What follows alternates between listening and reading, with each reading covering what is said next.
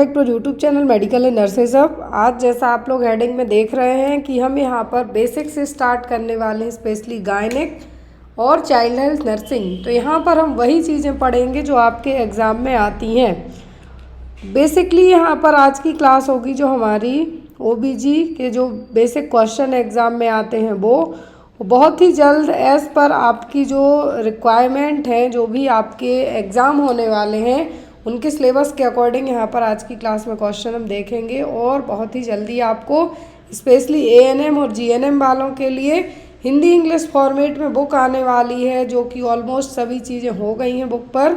बस आपके जो प्रोग्राम वगैरह हैं वो बस ऐड होना रह गए हैं। तो मैं नहीं चाहती कि इस बार की जो बुक आए आपको बुक में आपको हिंदी इंग्लिश में तो रहेगी, साथ में कोई भी प्रोग्राम्स नहीं आपके छूटने चाहिए। एएनएम वालों को एग्ज़ाम में मोस्टली उसी चीज़ पे फोकस किया जा रहा है। तो यहाँ पर जो भी लोग इस क्लास में जुड़े हुए हैं, मैं बता दूं आज की क्लास हमारी बेसिक पीडियाट्रिक और बेसिक ओबीजी गायनेक पर बेस्ड है।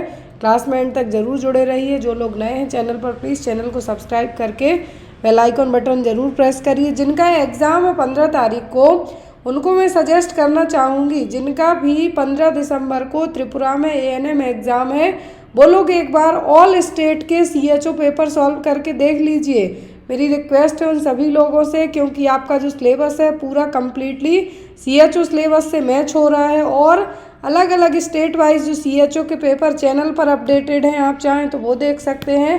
पीडीएफ में देखना चाहते हैं तो आप पीडीएफ फॉर्मेट में आपको परचेस करनी पड़ेगी। लेकिन यदि जो लोग पीडीएफ नहीं लेना चाहते हैं तो आप चैनल पर जाइए, आपको पूरे हर एक स्टेट के मोर देन 50-60 पेपर तक होंगे।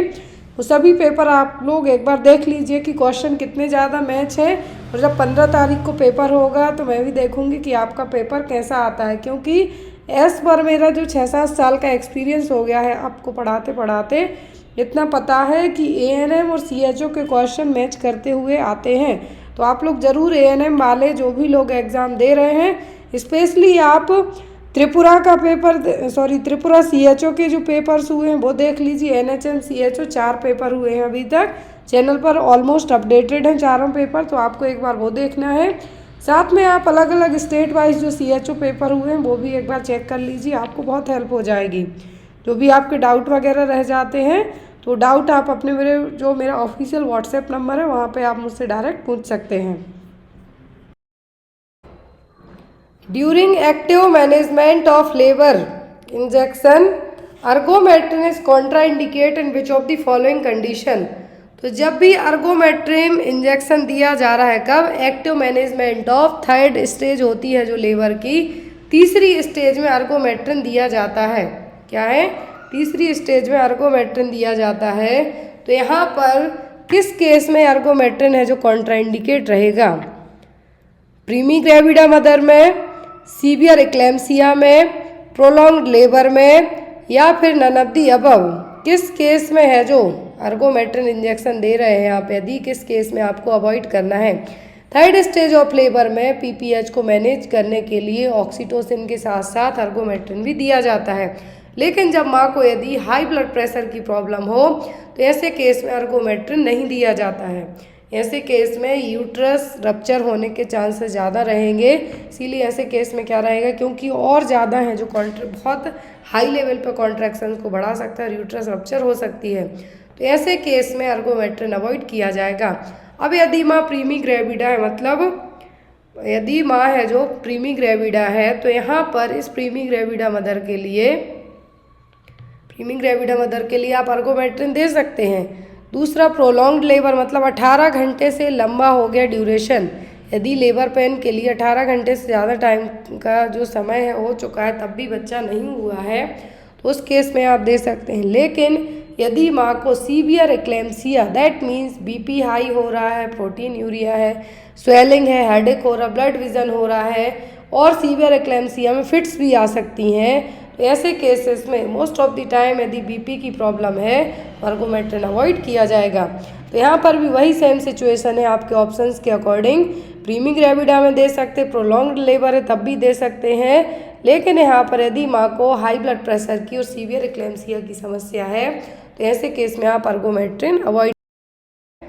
The fetal movement that is felt by the mother is called ये क्वेश्चन हमारी नर्सिंग के हर एक एग्जाम में आता है, चाहे आप स्टेट लेवल पर दे रहे हो या सेंट्रल लेवल पर।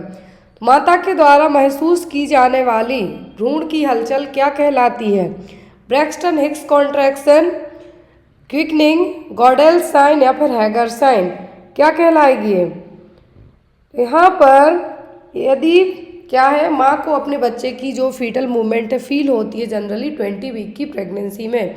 यदि आपको एग्जाम में क्वेश्चन आता है तो आपको क्या कहना है कि 20 हफ्ते में माँ को अपने बच्चे की जो फर्स्ट फीटल मूवमेंट है फील होना स्टार्ट हो जाते हैं, तो ये क्या कहलाएगा? क्विकनिंग। क्या कहलाएगा? क्विकनिंग। और यहाँ पर जो अदर साइन है जैसे कि गॉडेल साइन, क्या हो गया? गॉडेल साइन, हैगर साइन, तो ये सभी साइन है जो देखने को मिलेंगे प्रेगनेंसी में। जैसे हैगर साइन का मतलब होगा softening of the cervix, sorry uterine, softening of the uterine and cervix. Chadwick sign है यदि आपको पूछते हैं तो डार्क ब्लू पर्पलिश कलर का होना, किसका? वेजाइना का। हैगर्स जनरली फर्स्ट ट्राइमेस्टर में देखने को मिलेगा, क्विकनिंग 4th मंथ या फिर हम ये कह सकते हैं 20 वीक्स में।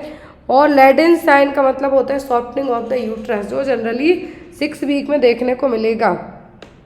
तो यहाँ पर ये सभी साइन आपको एग्जाम में आ सकते हैं, लेकिन माँ के द्वारा जो बच्चे को फील करने वाला जो मूवमेंट है वो क्या कहलाएगा? वो कहलाएगा क्विकनिंग।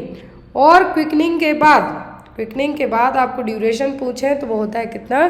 20 वीक की प्रेगनेंसी में। Next one, fetal tachycardia is caused due to all of the following factors except. Fetal tachycardia सभी के कारण हो सकता है किसी एक को छोड़कर।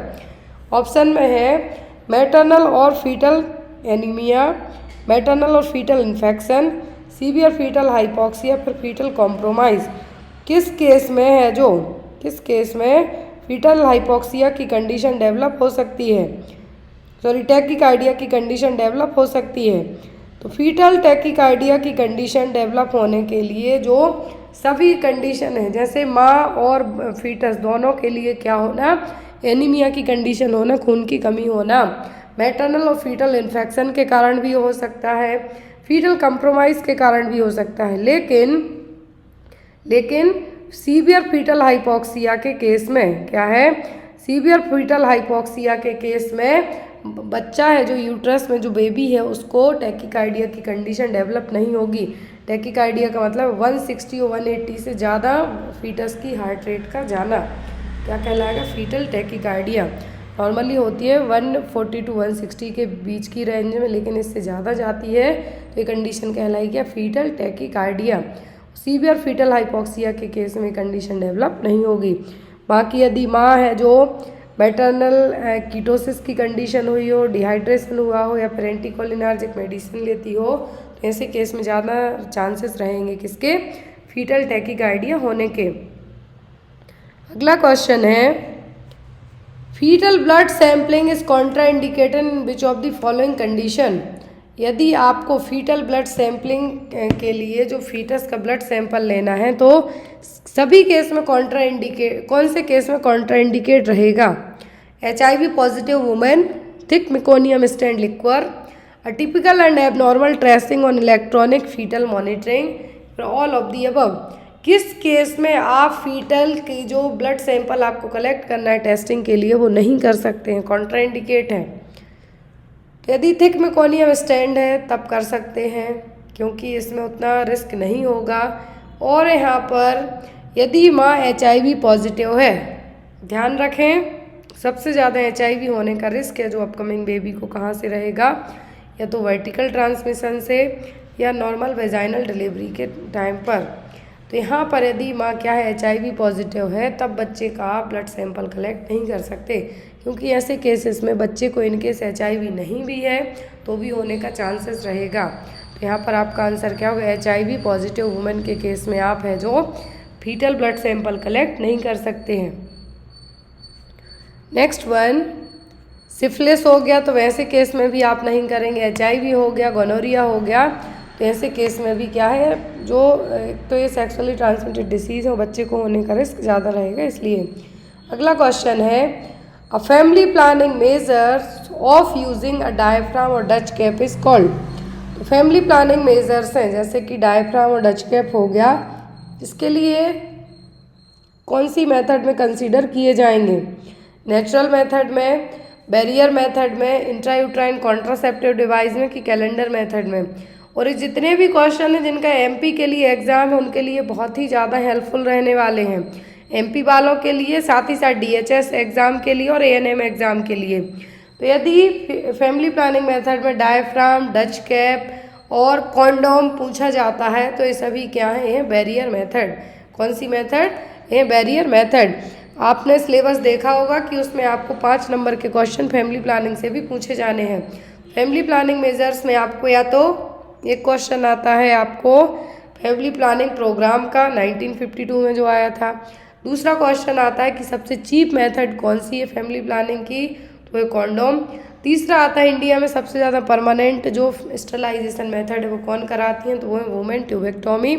चौथा आता है कि आपको आईयूसीडी के जो यहाँ पर जनरेशन है, फर्स्ट, सेकंड, थर्ड जनरेशन, मरेना आ सकता है, आपको प्रोगार्ड आ सकता है, डेपो प्रोवेरा आ सकता है, या फिर आपके लिए कॉपर टी 3T पूछा जा सकता है, ड्यूरेशन पूछ सकते हैं। तो इस तरीके के क्वेश्चन आपको आ सकते हैं फैमिली प्लानिंग मेजर से एग्जाम में। ऑलरेडी फैमिली प्लानिंग मेथड्स की जो अलग अलग क्वेश्चंस आपके एग्जाम में आते हैं उसकी सेपरेट क्लास चैनल पर 2-3 क्लासेस अपडेट हैं, तो आप उनको एक बार देख लेना और एक बार और आपको उस चीज़ को रिवाइज करवा दिया जाएगा। तो यदि डायफ्राम, टच कैप, कॉन्डोम पूछे तो क्या है? मैकेनिकल और बैरियर मेथड।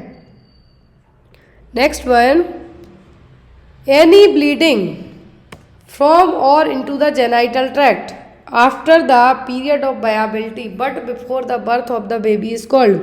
जीवन क्षमता की अवधि के बाद या बच्चे के जन्म से पूर्व जननांग पथ से या उसके किसी भी रक्त स्राव को क्या कहा जाता है? That means period of viability मतलब 20 वीक से ज़्यादा की प्रेगनेंसी हो गई है लेकिन बच्चा पैदा नहीं हुआ है, बर्थ नहीं हुआ बच्चे का, तो वो ड्यूरेशन क्या कहलाएगा? और यदि ब्लीडिंग हो रही है तब antepartum haemorrhage, intrapartum haemorrhage, postpartum haemorrhage या फिर ऑल ऑफ दी अबव क्या कहलाएगा? कोई भी ब्लीडिंग होती है जेनाइटल ट्रैक्ट से after the period of viability but before the birth of the baby, तो यहाँ पर ये कहलाएगा आपका क्या? Antepartum haemorrhage. क्या है? Antepartum haemorrhage. एंटीपार्टम हेमरेज के लिए जो सबसे कॉमन फैक्टर है वो क्या है? एक होता है प्लेसेंटा प्रीविया, दूसरा होता है एब्रप्शन ऑफ प्लेसेंटा। क्या है? प्लेसेंटा प्रीविया जिसमें पेनलेस वेजाइनल ब्लीडिंग होना स्टार्ट हो जाती है, ये एंटीपार्टम हेमरेज का एक रीज़न है। और दूसरा एब्रप्शन ऑफ प्लेसेंटा, टाइम के पहले ही प्लेसेंटा है जो यूट्राइन वॉल से डिटैच होना स्टार्ट हो जाएगा। तो ये 2 रीज़न मेन होते हैं एंटीपार्टम हेमरेज के लिए।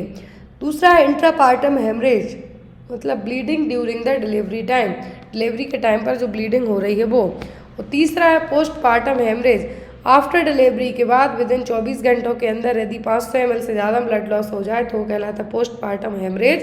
और इसका एक ही मेन रीज़न होता है, जो मेन प्राइमरी रीज़न होता है वो होता है टॉनिसिटी ऑफ द यूट्रस। तो यहाँ पर कोई भी ब्लीडिंग होती है जेनाइटल ट्रैक्ट से after the period of viability लेकिन बर्थ ऑफ द बेबी के, तो वो क्या है? वो कहलाता है एंटीपार्टम हेमरेज।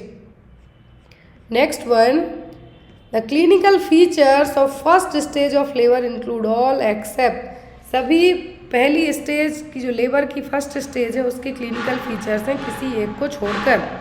ऑप्शन में है यहाँ पर effacement of the cervix, contraction every 3 to 5 minute, minimal descent of presenting part या फिर sudden gush of vaginal bleeding. क्या है जो यहाँ पर फीचर्स है फर्स्ट स्टेज के? सब हैं किसी एक को छोड़कर, सभी फीचर्स हैं किसी एक को छोड़कर। तो यहाँ पर सर्विक्स का एफास्टमेंट होना, सर्विक्स का इतना थिन होना कि विजिबल ही नहीं हो। गर्भाशय ग्रीवा को काटने का मतलब है यहाँ पर कि सर्विक्स रहे लेकिन इतनी थिन हो जाएगी स्ट्रेच होने के कारण कि वो विजिबल नहीं होगी, तो वो कहलाता है एफास्टमेंट ऑफ द सर्विक्स। दूसरा होता है कॉन्ट्रैक्शन एवरी 3 to 5 मिनट, ये भी देखने को मिलेगा पहली स्टेज में, क्योंकि पहली स्टेज में क्या है? यूट्राइन कॉन्ट्रैक्शन आएंगे और सर्विक्स पूरी 10 सेंटीमीटर डायलेट होगी। डिसेंट पार्ट देखने को मिलेगा लेकिन sudden gush of vaginal bleeding देखने को मिलती है after third stage of labour में। क्यों? क्योंकि इस टाइम पर प्लेसेंटा सेपरेट होता है, इसलिए sudden gush of vaginal bleeding किस में देखने को मिलेगी? तीसरी स्टेज में, ना कि पहली स्टेज में। तो यहाँ पर यही कहा गया है कि फर्स्ट स्टेज ऑफ लेबर के सभी लक्षण हैं किसी एक को छोड़कर। इफासमेंट होगा सर्विक्स में, मतलब सर्विक्स इतनी थिन होगी कि विजिबल नहीं होगा, कॉन्ट्रैक्शन आएंगे, मिनिमल डिसेंडिंग देखने को मिलेगी, लेकिन वेजाइनल ब्लीडिंग देखने को, sudden gush of vaginal bleeding, अचानक से जो ब्लीडिंग हो रही है वो देखने को मिलती है तीसरी स्टेज में, क्योंकि ये जो साइन है ये है प्लेसेंटा के बाहर आने का साइन। तीसरी स्टेज में क्या होता है, प्लेसेंटा का एक्सपल्सन होगा इसलिए। Next one, crowning occurs in. Crowning किस स्टेज में देखने को मिलेगी, first stage of labour, second stage of labour, third stage of labour या फिर fourth stage of labour. Crowning मतलब बेबी का जो हेड है विजिबल होने लगेगा और ये देखने को मिलता है सेकंड स्टेज ऑफ लेबर में। किसमें, सेकंड स्टेज ऑफ लेबर में। ड्यूरिंग द क्राउनिंग यदि बेबी का जो हेड है क्या हो रहा है, बाहर आने में प्रॉब्लम हो रही है, तब एपिजियोटॉमी परफॉर्म की जाती है। तो ये भी पूछ सकते हैं कि एपिजियोटॉमी कब की जाती है, क्राउनिंग के टाइम पर, सेकंड स्टेज ऑफ लेबर में। The immunity and individual The immunity an individual develops after acquiring an infection is called। तो जो इम्यूनिटी आफ्टर द इन्फेक्शन के बाद डेवलप होती है वो क्या कहलाती है, एक्टिव इम्यूनिटी, पैसिव इम्यूनिटी या फिर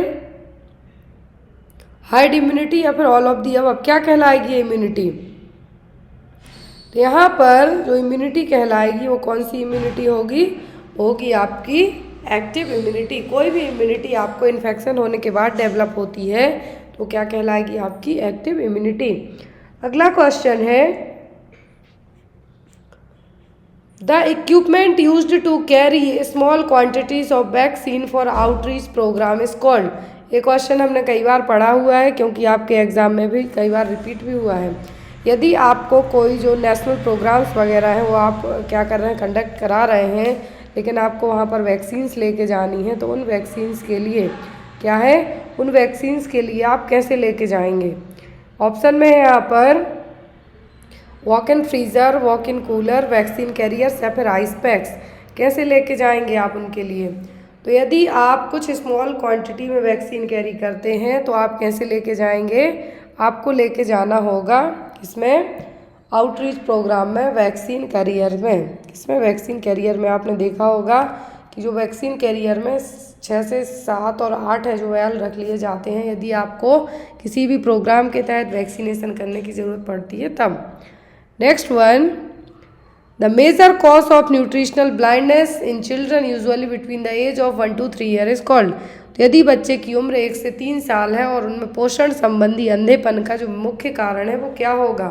पोषण संबंधी अंधेपन का मतलब न्यूट्रिशनल ब्लाइंडनेस और खाने पीने में विटामिन ए की कमी होना, जिसके कारण बच्चों को प्रॉब्लम होगी, क्योंकि आँखों का जो मेन विटामिन है वो क्या है, वो है विटामिन ए।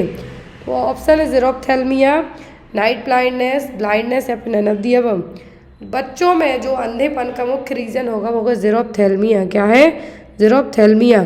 ज़ीरोफ्थेल्मिया में क्या होगी, आँखें ड्राई होंगी और जो 1 से 3 साल की उम्र के बच्चे हैं उनमें प्रॉब्लम देखने को मिलेगी और यही इनके खाने पीने में जो न्यूट्रिशन की कमी है उसके कारण होगा। तो क्या है वो ज़ीरोफ्थेल्मिया। नाइट ब्लाइंडनेस का मतलब है रतौंधी, रात में दिखाई ना देना। Next is the poisoning cause due to ingestion of food contaminated by living bacteria. तो जो पॉइजनिंग किसी लिविंग बैक्टीरिया के थ्रू हो रही है, फूड पॉइजनिंग, वो क्या कहलाएगी, सॉरी सभी हैं किसी एक को छोड़कर।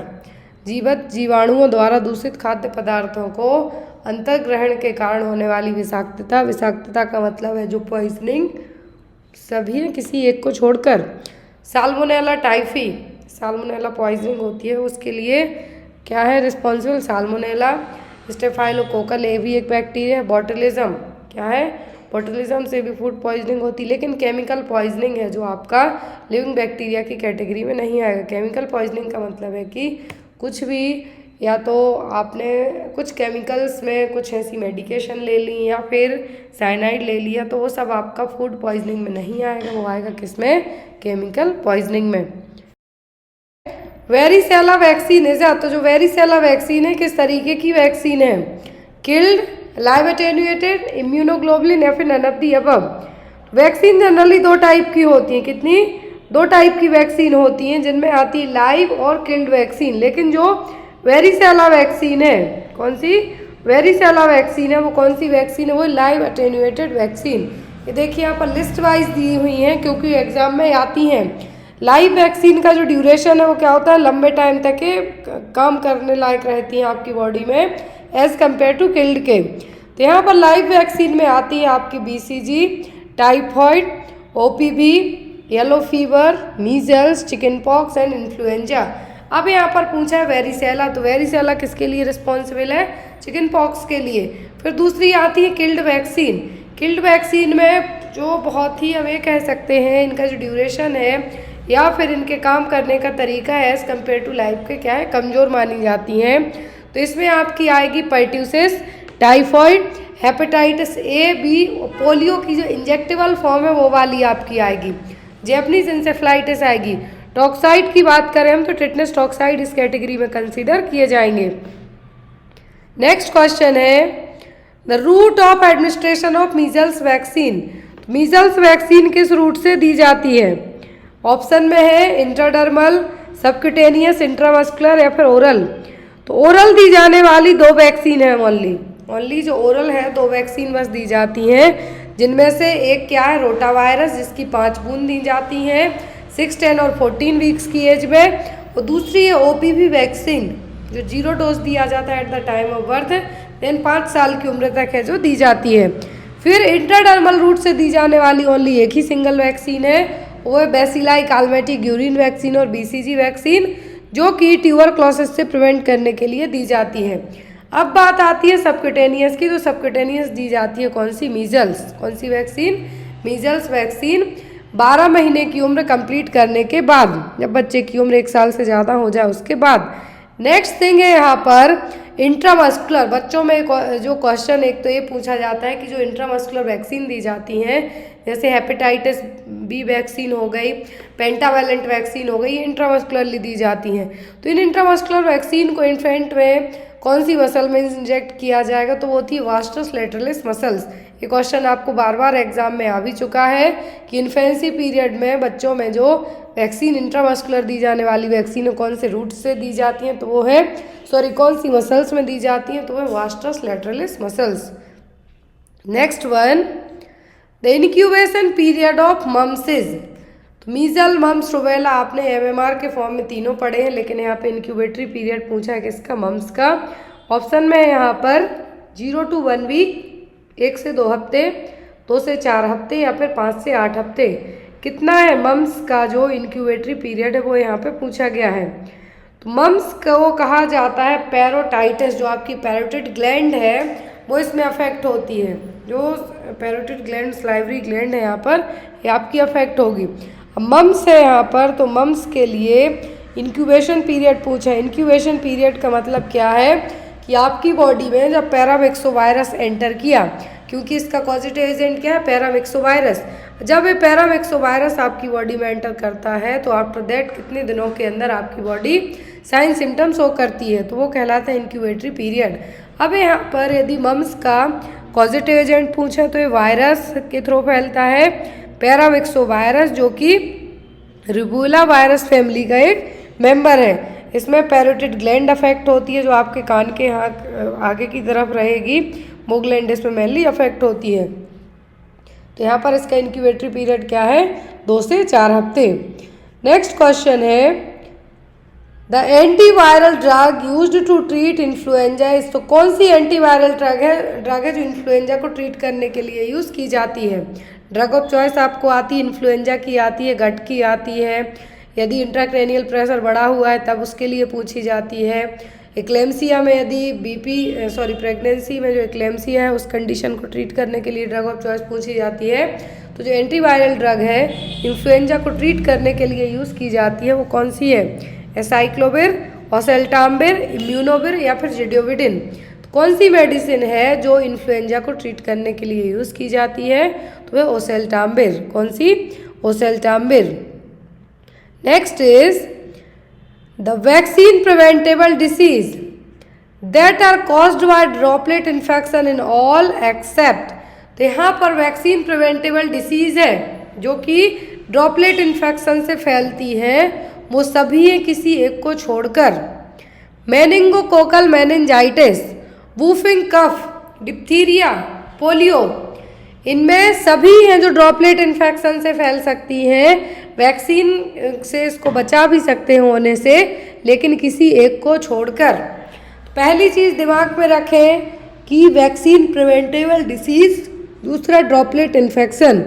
तो यहाँ पर वूफिंग कफ, डिप्थीरिया, ये दोनों ड्रॉपलेट इन्फेक्शन से फैल सकते हैं। मेनिंजाइटिस भी है जो इनकेस हो सकता है, लेकिन पोलियो है जो पोलियो फीको ओरल रूट के थ्रू ट्रांसमिट होगा इसका वायरस, पोलियो वायरस। तो यहाँ पर ड्रॉपलेट इन्फेक्शन से नहीं होगा, लेकिन ये वैक्सीन प्रिवेंटेबल डिसीज़ है। लेकिन यहाँ पर ये भी कहा है कि ड्रॉपलेट इन्फेक्शन के थ्रू फैलेगी तो होगा पोलियो, जो कि नहीं फैलता ड्रॉपलेट इन्फेक्शन से। ये किसके थ्रू फैलेगा? फीको ओरल रूट के थ्रू।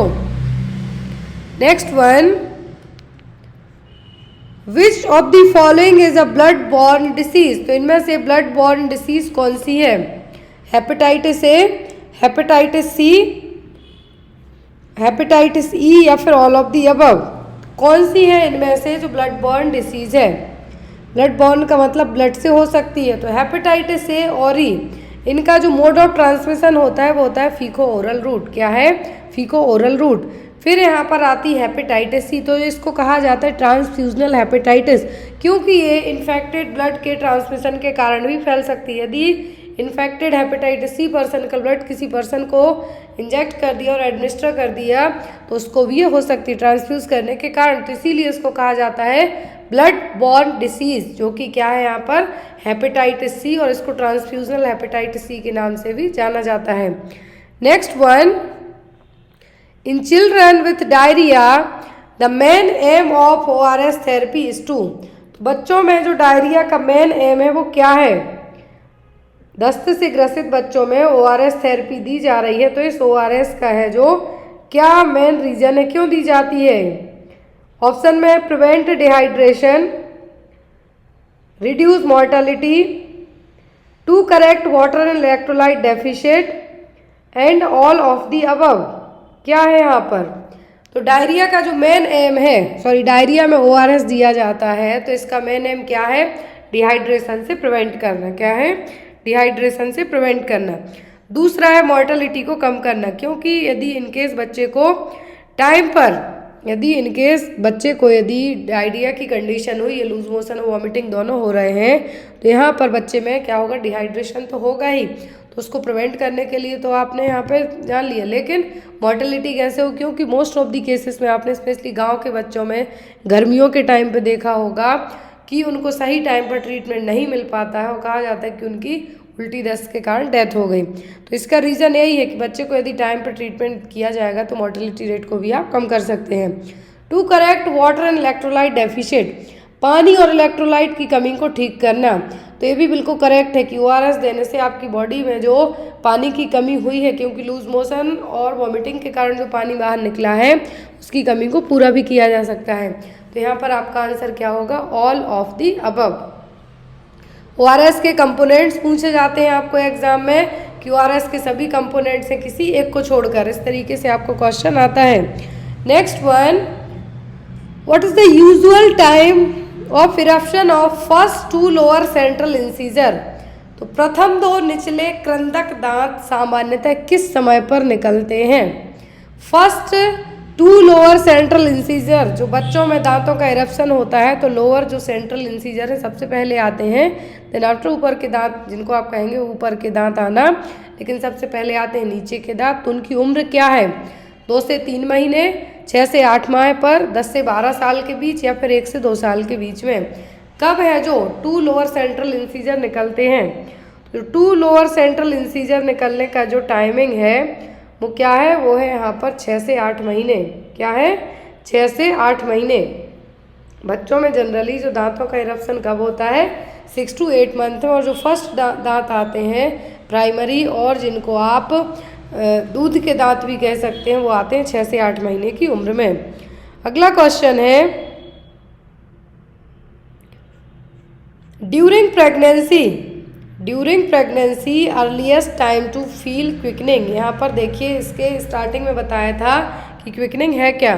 कहा गया है कि ड्यूरिंग प्रेगनेंसी के टाइम पर जो क्विकनिंग फील होती है उसकी टाइमिंग क्या है? 12 हफ्ते, 14 हफ्ते, 16 हफ्ते, 18 हफ्ते कब है जो माँ को क्विकनिंग फील होती है, जो अपने बच्चे का पहला फीटल मूवमेंट है माँ फील करती है, कब होती है? 18 हफ्ते की एज में, या फिर 18th week of gestational period.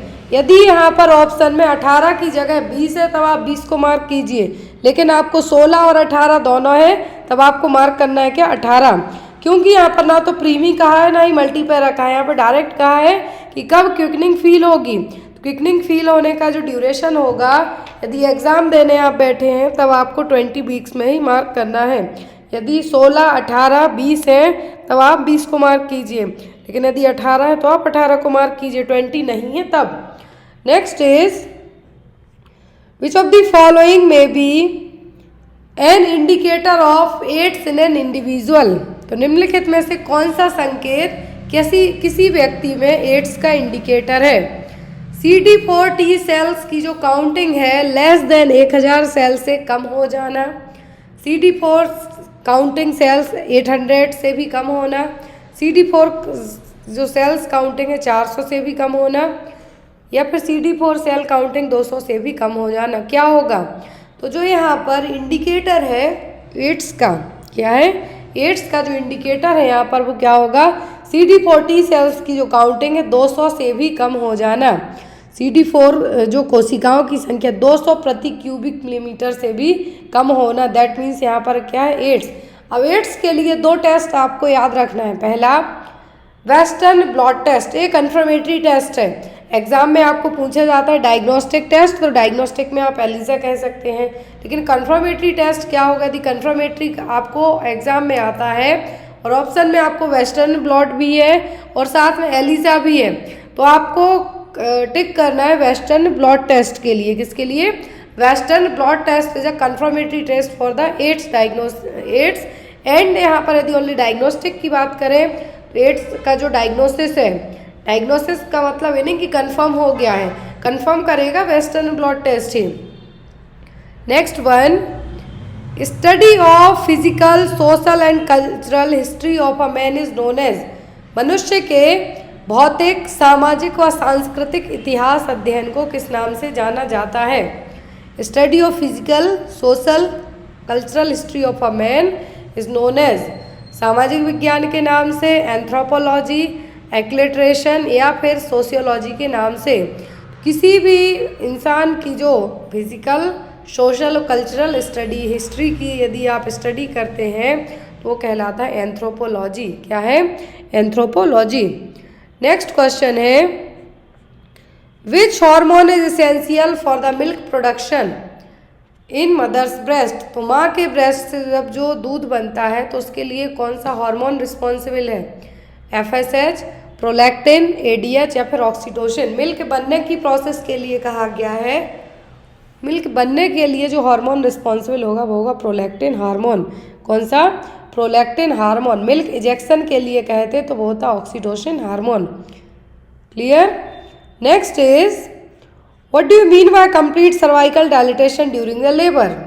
तो कंप्लीट सर्वाइकल डायलिटेशन, यदि लेबर के टाइम पर कंप्लीट सर्विक्स डायलेट होती है तो वो कितनी होगी? 4 सेंटीमीटर, 8 सेंटीमीटर, 10 सेंटीमीटर या फिर 12 सेंटीमीटर। कितने सेंटीमीटर सर्विक्स डायलेट होती है लेबर के टाइम पर? यदि कंप्लीट सर्वाइकल डायलिटेशन की बात करें दैट मीन्स यहाँ पर फर्स्ट स्टेज ऑफ लेबर की बात की जा रही है और उस टाइम पर जो डायलिटेशन होगा सर्विक्स का वो होता है 10 सेंटीमीटर। कितना? 10 सेंटीमीटर और 10 सेंटीमीटर। अब इस सर्वाइकल डायलिटेशन के ड्यूरिंग में आपको जो कार्डिनल मूवमेंट है वो भी आपको एग्जाम में आ सकते हैं कि पहले क्या होगा, एफास्टमेंट होगा, रोटेशन होगा, क्या होगा, जो एक सीक्वेंस है कार्डिनल मूवमेंट का वो आपको पूछा जा सकता है। मैच्योर नहीं हो पाएंगे तो ऐसे केस में क्या इंडिकेटर होगा फीटल लंग मैच्योरिटी के लिए? ऑप्शन में है यहाँ पर LS ratio, SD ratio, pulsatility index या फिर रेसिस्टेंस इंडेक्स। तो रेशियो यूज़ किया जाएगा, इंडेक्स यूज़ किया जाएगा फीटल लंग मैच्योरिटी के लिए, वो क्या होगा? वो होगा LS रेशियो। क्या होगा? LS ratio, lecithin sphingomyelin ratio. क्या है? लेसिथिन स्पिंगोमाइलिन रेशियो, जो कि यहाँ पर एक वैल्यू दी जाती है फीटल लंग मैच्योर है या नहीं, कितने से कम होगा या फिर ज़्यादा होगा, या फिर इस रेशियो को हम कैसे निकाल सकते हैं। तो फीटल लंग मैच्योरिटी के लिए क्या किया जाता है, एमनियोटिक फ्लूइड का स्पेसिमेन है जो कलेक्ट किया जाएगा, उसमें लेसिथिन स्पिंगोमाइलिन रेशियो चेक किया जाएगा। अब यदि जो एक रेफरेंस वैल्यू होती है यदि मोर देन 2.0 है, दैट मीन्स फीटल लंग क्या है, प्रॉपर मैच्योर है। लेकिन यदि यही जब असेसमेंट किया जाएगा तो जो LS ratio, lecithin sphingomyelin ratio कितना होता है, लेस देन 2.0 होगा, that means respiratory distress syndrome है जो बेबी को at the time of delivery develop. Lecithin sphingomyelin value है और रेशियो है एलएस रेशियो जिसको हम कहेंगे। तो ये रेशियो फाइंड आउट करके क्या किया जाएगा, फीटल लंग मैच्योरिटी को है जो प्रेजेंट किया जाएगा। तो यदि यही एलएस रेशियो लेस देन 2.0 होता है, that means eight the time of delivery, baby deliver होने के टाइम पर बेबी को आरडीएस, रेस्पिरेटरी डिस्ट्रेस सिंड्रोम होने के चांसेस ज़्यादा रहेंगे। और यदि यही ratio LS ratio less than 1.5% होगा तो बेबी बहुत ही ज़्यादा हाई रिस्क होगा और उसको आरडीएस डेवलप होने के फुली चांसेस होंगे। लेकिन यदि जो मदर डायबिटिक हैं, क्या हैं, babies of diabetic mother can develop RDS with LS ratio more than 2.0। तो यहाँ पर आपको दो चीज़ें याद रखनी है। यदि क्वेश्चन आपको आता है कि मदर डायबिटिक है और आरडीएस बेबी होते हैं तब एलएस रेशियो कितना होगा, मोर देन 2.0। और जो एक्चुअल जो रेफरेंस इंटरवल होता है एलएस रेशियो का कितना होता है, नॉर्मली मोर देन 2.0, जिसमें फीटल लंग मैच्योरिटी है जो इंडिकेट की जाएगी। लेकिन जो डायबिटिक मदर होंगी उनमें एलएस रेशियो क्या होगा, ज़्यादा होगा एज कम्पेयर टू अदर के। तो यहाँ पर आपको जो नॉर्मल वैल्यू है और फीटल लंग मैच्योरिटी के लिए जो एलएस रेशियो लेसिथिन स्पिंगोमाइलिन है, तो क्या स्पेसिमेन कलेक्ट किया जाएगा, ब्लड लिया जाएगा, एमनियोटिक फ्लूइड लिया जाएगा, यूरिन ली जाएगी सैंपल के लिए, क्या होगा वो एमनियोटिक फ्लूइड। आज की क्लास का फर्स्ट क्वेश्चन है Bandl's ring is also termed as. तो बेंडल्स रिंग का दूसरा नाम क्या है, ऑप्शन में pathologic retraction ring, physiological retraction ring, constriction ring या फिर कॉन्ट्रैक्शन रिंग। तो बेंडल्स रिंग है, इनका दूसरा नाम क्या है, इनको कहेंगे हम पैथोलॉजिकल यूट्राइन रिंग। क्या है, पैथोलॉजिकल यूट्राइन रिंग इस तरीके से रिप्रेजेंट रहेंगी जब लेबर के टाइम पर क्या होंगी, जो अपर कॉन्ट्रैक्टाइल सेगमेंट होगा और जो लोअर सेगमेंट होगा पार्चुरेशन के टाइम पर, पार्चुरेशन का मतलब चाइल्ड बर्थ, जब बेबी डिलीवर हो रहा हो उस टाइम पर क्या करेंगी, पैथोलॉजिकल रिंग है जो कि क्या करेंगी, कॉन्स्ट्रिक्शन लाएंगी, किसमें, अपर कॉन्ट्रैक्टाइल यूट्राइन सेगमेंट में और लोअर यूट्राइन सेगमेंट में जो कॉन्स्ट्रिक्शन होगा तो वो ये काम कौन करेंगी, बंडल्स रिंग और पैथोलॉजिकल यूट्राइन रिंग। और ये कब अपना सबसे ज़्यादा काम करेंगी, पार्चुरेशन के टाइम पर, ड्यूरिंग द चाइल्ड बर्थ और पार्चुरेशन। पार्चुरेशन का मतलब यदि एग्जाम में आपसे पूछा जाता है तो इसका मतलब क्या है, चाइल्ड बर्थ है। तो प्रोसेस है चाइल्ड बर्थ की, उसको हम क्या कहेंगे, parturition. Next one is lochia alba consist of. तो लोचिया अल्वा में क्या क्या रहेगा, wound, exudate and mucus from the cervix, plenty of decidual cells, leukocytes, mucus epithelial cells and micro organism, fetal membrane, vernix caseosa, lanugo and meconium या फिर only leukocytes. तो यहाँ पर लोचिया अल्वा क्या है, जो वेजाइनल डिस्चार्ज होता है आफ्टर डिलीवरी के बाद उसको हम क्या कहेंगे, लोचिया। अब ये तीन टाइप का होता है, lochia, Alva, serosa and rubra. तो सबसे लास्ट में आता है अल्वा, क्या आता है, लोचिया अल्वा। और इसमें क्या क्या होगा, plenty of decidual cells, leukocytes, mucus epithelial cells and micro organism. तो यहाँ पर आप किसको मार्क करेंगे, सेकेंड वन को। अब 3 टाइप्स का लोचिया होता है generally, vaginal discharge after delivery, it's known as the lochia. अब 3 टाइप का होगा, रूब्रा, सेरोसा, अल्वा। तो पहले रूब्रा होगा जो कि डार्क रेड कलर का होगा, फिर होगा सेरोसा जो कि पिंकिश ब्राउन कलर का होगा। 4 to 10 स्टार्टिंग के जो आफ्टर डिलीवरी से लेके इनिशियल डे होते हैं 3 से 4 दिन तक लोचिया रूब्रा रहेगा जो कि डार्क रेड ब्लीडिंग होगी। सेरोसा में पिंकिश ब्राउन कलर का होगा क्योंकि इसमें वाइट ब्लड सेल्स होंगी, वुंड डिस्चार्ज होगा, प्लेसेंटल अदर टिश्यू होंगे, म्यूकस होगा। लोचिया अल्वा येलो कलर का होगा जिसमें क्या होंगी, डेसिडियल सेल्स होंगी, म्यूकस होगा, वाइट ब्लड सेल्स होंगी और एपिथेलियल सेल्स रहेंगी।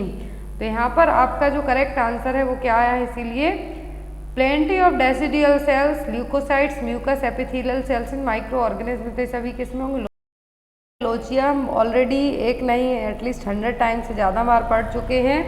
लोचिया क्या है यदि पूछते हैं तो vaginal discharge after the delivery, यदि आपको एग्जाम में आता है कि विदाउट डिलीवरी के जो वाइट कलर का डिस्चार्ज होता है वो कहलाता है ल्यूकोरिया। आपको ये छोटे छोटे टर्म्स याद रखना है। तो लोचिया 3 टाइप का होता है, रूब्रा, सरोसा, अल्वा। आप इसको RSS के नाम से भी याद रख सकते हैं यदि आपको रूब्रा, सरोसा, अल्वा में कन्फ्यूजन है। RSA, rubra, serosa and alba. Next है यहाँ पर the mechanism by which lactation cause amenorrhoea and involution is. तो कौन सी मैकेनिज्म है या फिर कौन सा हार्मोनल लेवल है जिसके कारण लैक्टेशन के कारण जब बच्चे ब्रेस्ट फीड करते हैं, बेबी ब्रेस्ट फीड करते हैं तो एमनोरिया पीरियड्स स्टॉप रहेंगे और एनवोल्यूशन दैट मीन्स ओवुलेशन की प्रोसेस नहीं होगी। ऑप्शन में increase prolactin level, LH surge, increase GnRH secretion या फिर हाइपर एस्ट्रोजेनिक स्टेट। तो सबको पता है कि जो प्रोलैक्टिन है और ऑक्सीटोसिन है, 2 हार्मोन हेल्प करते हैं मिल्क इजेक्शन और प्रोडक्शन में। मिल्क प्रोडक्शन में कौन हेल्प करता है? प्रोलैक्टिन, इजेक्शन में ऑक्सीटोसिन। तो यहाँ पर कहा है कि कौन सी मैकेनिज्म होगी जिसके कारण लैक्टेशन जो ब्रेस्ट फीडिंग मदर्स होती हैं उनमें amenorrhoea that means periods time पर नहीं आएंगे, रेगुलर होंगे या फिर स्टॉप रहेंगे, और एनवोल्यूशन, तो जो एनवोल्यूशन की प्रोसेस है वो भी नहीं होगी। तो यहाँ पर क्या है, वो है प्रोलैक्टिन लेवल का बढ़ना। क्या है? Increase the prolactin level. यहाँ पर अब एक इमेज दी हुई है जिससे आप इसको इजीली समझ सकते हैं। तो प्रोलैक्टिन लेवल बढ़ेगा जब बच्चे ब्रेस्ट फीड करते हैं। प्रोलैक्टिन लेवल बढ़ने के कारण क्या होगा? एमनोरिया रहेगा और एनवोल्यूशन मतलब ओव्यूलेशन की प्रोसेस नहीं होगी, एग का फॉर्मेशन नहीं होगा। तो elevated prolactin level and a reduction of gonadotropin releasing hormone from the hypothalamus during lactation क्या होगा? प्रोलैक्टिन का लेवल बढ़ रहा है और गोनेडोट्रोपिन रिलीजिंग हार्मोन का लेवल क्या हो रहा है? कम हो रहा है हाइपोथैलेमस में, जिसके कारण क्या होगा? लैक्टेशन क्या करेगा? ओव्यूलेशन को सप्रेस करेगा। और इसी टाइम पर ल्यूटिनाइजिंग हार्मोन का जो रिलीज है वो भी कम होगा, जिससे फॉलिकुलर मैच्योरेशन को इनहिबिट और स्टॉप किया जाएगा। तो जनरली जो ओव्यूलेशन है और जो एमनोरिया है लैक्टेटिंग मदर में जनरली 6 मंथ तक होता है। एक रेंज रखी जाती है नर्सिंग मदर में 6 मंथ तक, लेकिन ये डिफ़र करता है अलग अलग फीमेल पर। तो यहाँ पर आपका हार्मोनल लेवल पर ये चीज़ें बहुत ज़्यादा डिपेंड करेंगी। तो लैक्टेशनल मेथड में मेन रीज़न है इसका एमनोरिया और एनवोल्यूशन का, वो क्या है? प्रोलैक्टिन लेवल का बढ़ना। Next one is the protective mechanism against thrombus during early weeks of postpartum is. तो कौन सी प्रोटेक्टिव मैकेनिज्म है जिसके कारण हम आफ्टर डिलीवरी पोस्टपार्टम पीरियड में अर्ली वीक में थ्रोम्बस फॉर्मेशन को रोक सकते हैं? Persistent of hyper coagulable state in the first 48 hour, the increase in fibrinolytic activity after delivery, the increase in platelet adhesiveness between 4 and 10 postpartum day, and increase in platelet count in the first 48 hour postpartum। Question है कि protective mechanism क्या है जो PPH mother होंगी, postpartum mother होंगी early week में, उनमें thrombus clot formation को हम रोक सकते हैं। वो गए यहाँ पर increase the fibrinolytic activity after the delivery. इसका मतलब है कि आफ्टर द डिलीवरी आपको थोड़ा बहुत वॉक करना है, जिसके कारण हम फाइब्रिन डिपॉजिट को क्या कर सकते हैं? कम कर सकते हैं, अनवांटेड फाइब्रिन डिपॉजिट को, और जो क्लॉट का फॉर्मेशन है उसको भी रोक सकते हैं थ्रोम्बस फॉर्मेशन के लिए। तो यहाँ पर आप क्या करेंगे? The increase in fibrinolytic activity after the delivery. Next one is immediately after delivery the lower uterine segment. तो डिलीवरी के तुरंत बाद जो लोअर यूट्राइन सेगमेंट है वो कैसा होगा? Becomes firm and elastic, progressively unfold from above downward, hypertrophies and elongates, becomes a thin flabby and collapsed structure। तो यहाँ पर after delivery lower uterine segment कैसा होगा? तो आफ्टर डिलीवरी के बाद लोअर यूट्राइन सेगमेंट होगा कैसा? थिन होगा, फ्लैबी होगा और कैसा होगा? कोलैप्स स्ट्रक्चर में होगा। तो यहाँ पर यूट्रस क्या करता है? जब बेबी डिलीवर हो जाता है उसके बाद यूट्रस क्या करना स्टार्ट करता है? सब एनवोल्यूशन की प्रोसेस होती है, जिसमें जो रिप्रोडक्टिव ऑर्गन है मेनली क्या होते हैं? रिवर्ट बैक होते हैं अपनी नॉन प्रेग्नेंट स्टेज में। तो इस टाइम पर बेबी डिलीवर होने के बाद यूट्रस का शेप कैसा होगा? Thin, flabby and collapse structure, क्योंकि जो यूट्रस है क्या होगी? बहुत फास्ट तरीके से कॉन्ट्रैक्शन आएंगे और श्रिंक होगी, सिकुड़ना स्टार्ट करेगी आफ्टर द चाइल्ड बर्थ। तो यहाँ पर जो बेली है इमीडिएटली श्रिंक डाउन नहीं होगी, धीरे धीरे होगी। आपको लगता है कि बेबी बाहर आया, आपका पेट तुरंत है जो क्या हो जाएगा, छोटा।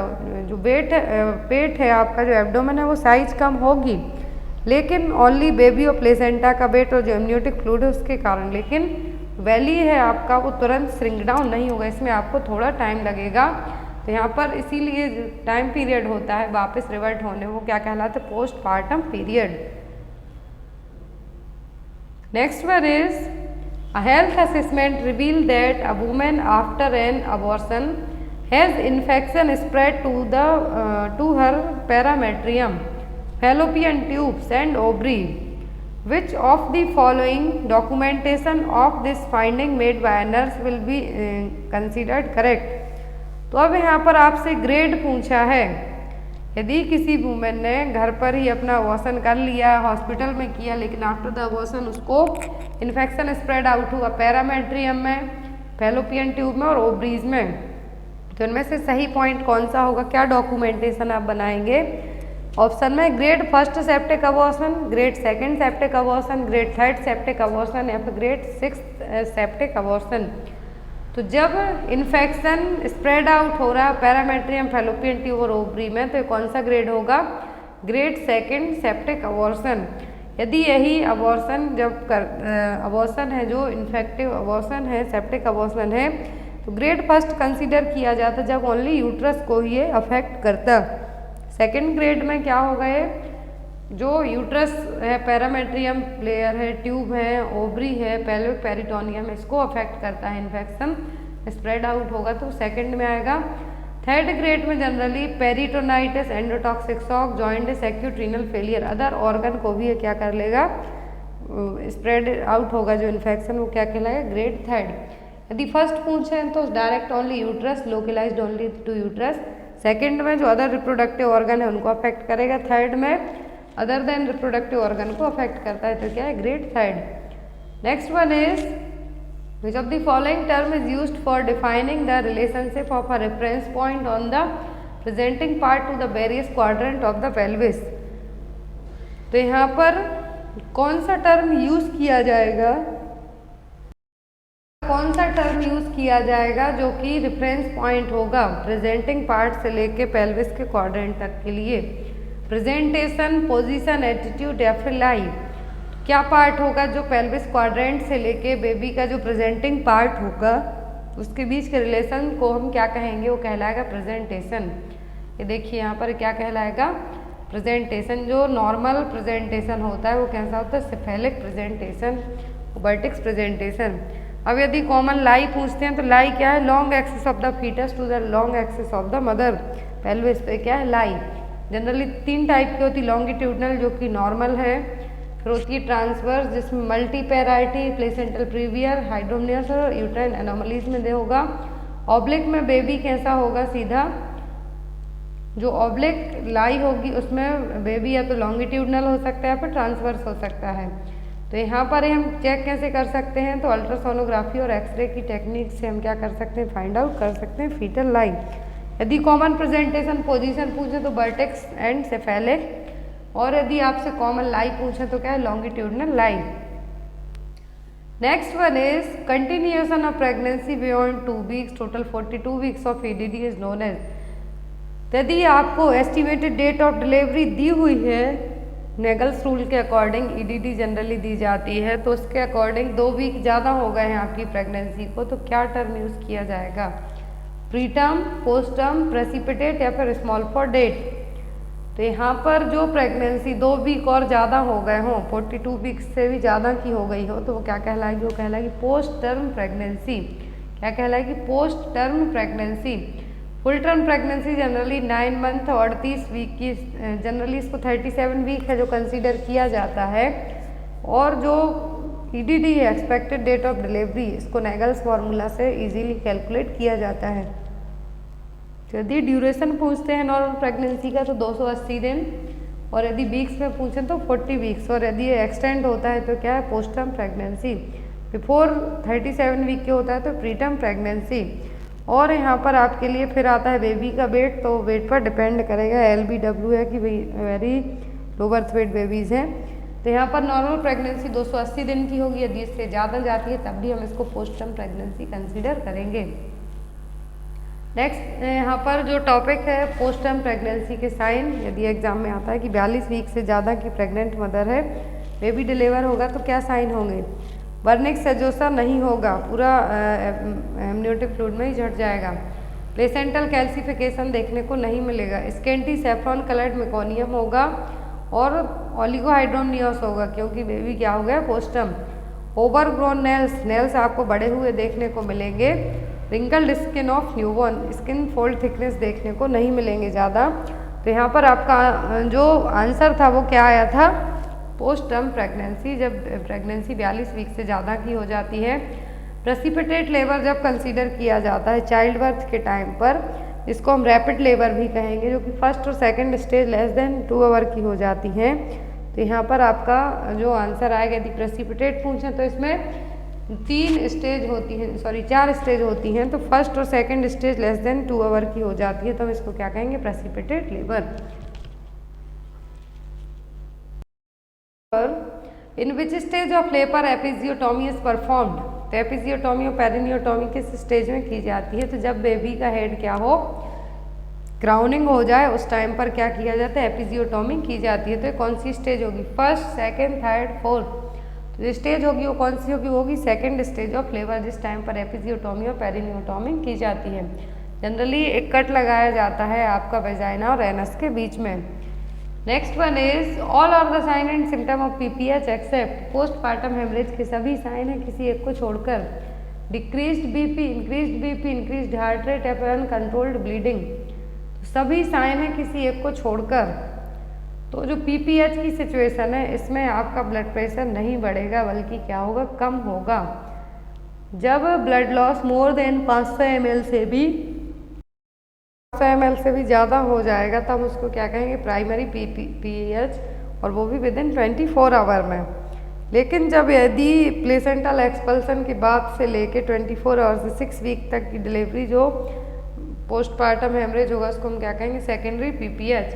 नॉर्मल डिलीवरी वेजाइनल में क्या माना जाता है, 500 ml से ज़्यादा, और जो सिजेरियन सेक्शन होते हैं उनमें 1000 ml से ज़्यादा। यहाँ पर यदि कॉज आते हैं एग्जाम में, तो uterine atony, laceration and inversion of uterus से क्या है, कॉज है। मोस्ट कॉमन कॉज होता है यूट्राइन अटोनी। अब 4 T याद रखना है, tone, tissue, trauma, thrombin. Tone का मतलब है यूट्राइन अटोनिसिटी, टिश्यू का मतलब रिटेंड प्लेसेंटा, जो कि मोस्ट कॉमन कॉज है सेकेंडरी PPH के लिए। प्राइमरी के लिए पूछें तो यूट्राइन अटोनिसिटी, और सेकेंडरी के लिए पूछें तो रिटेंड प्लेसेंटा।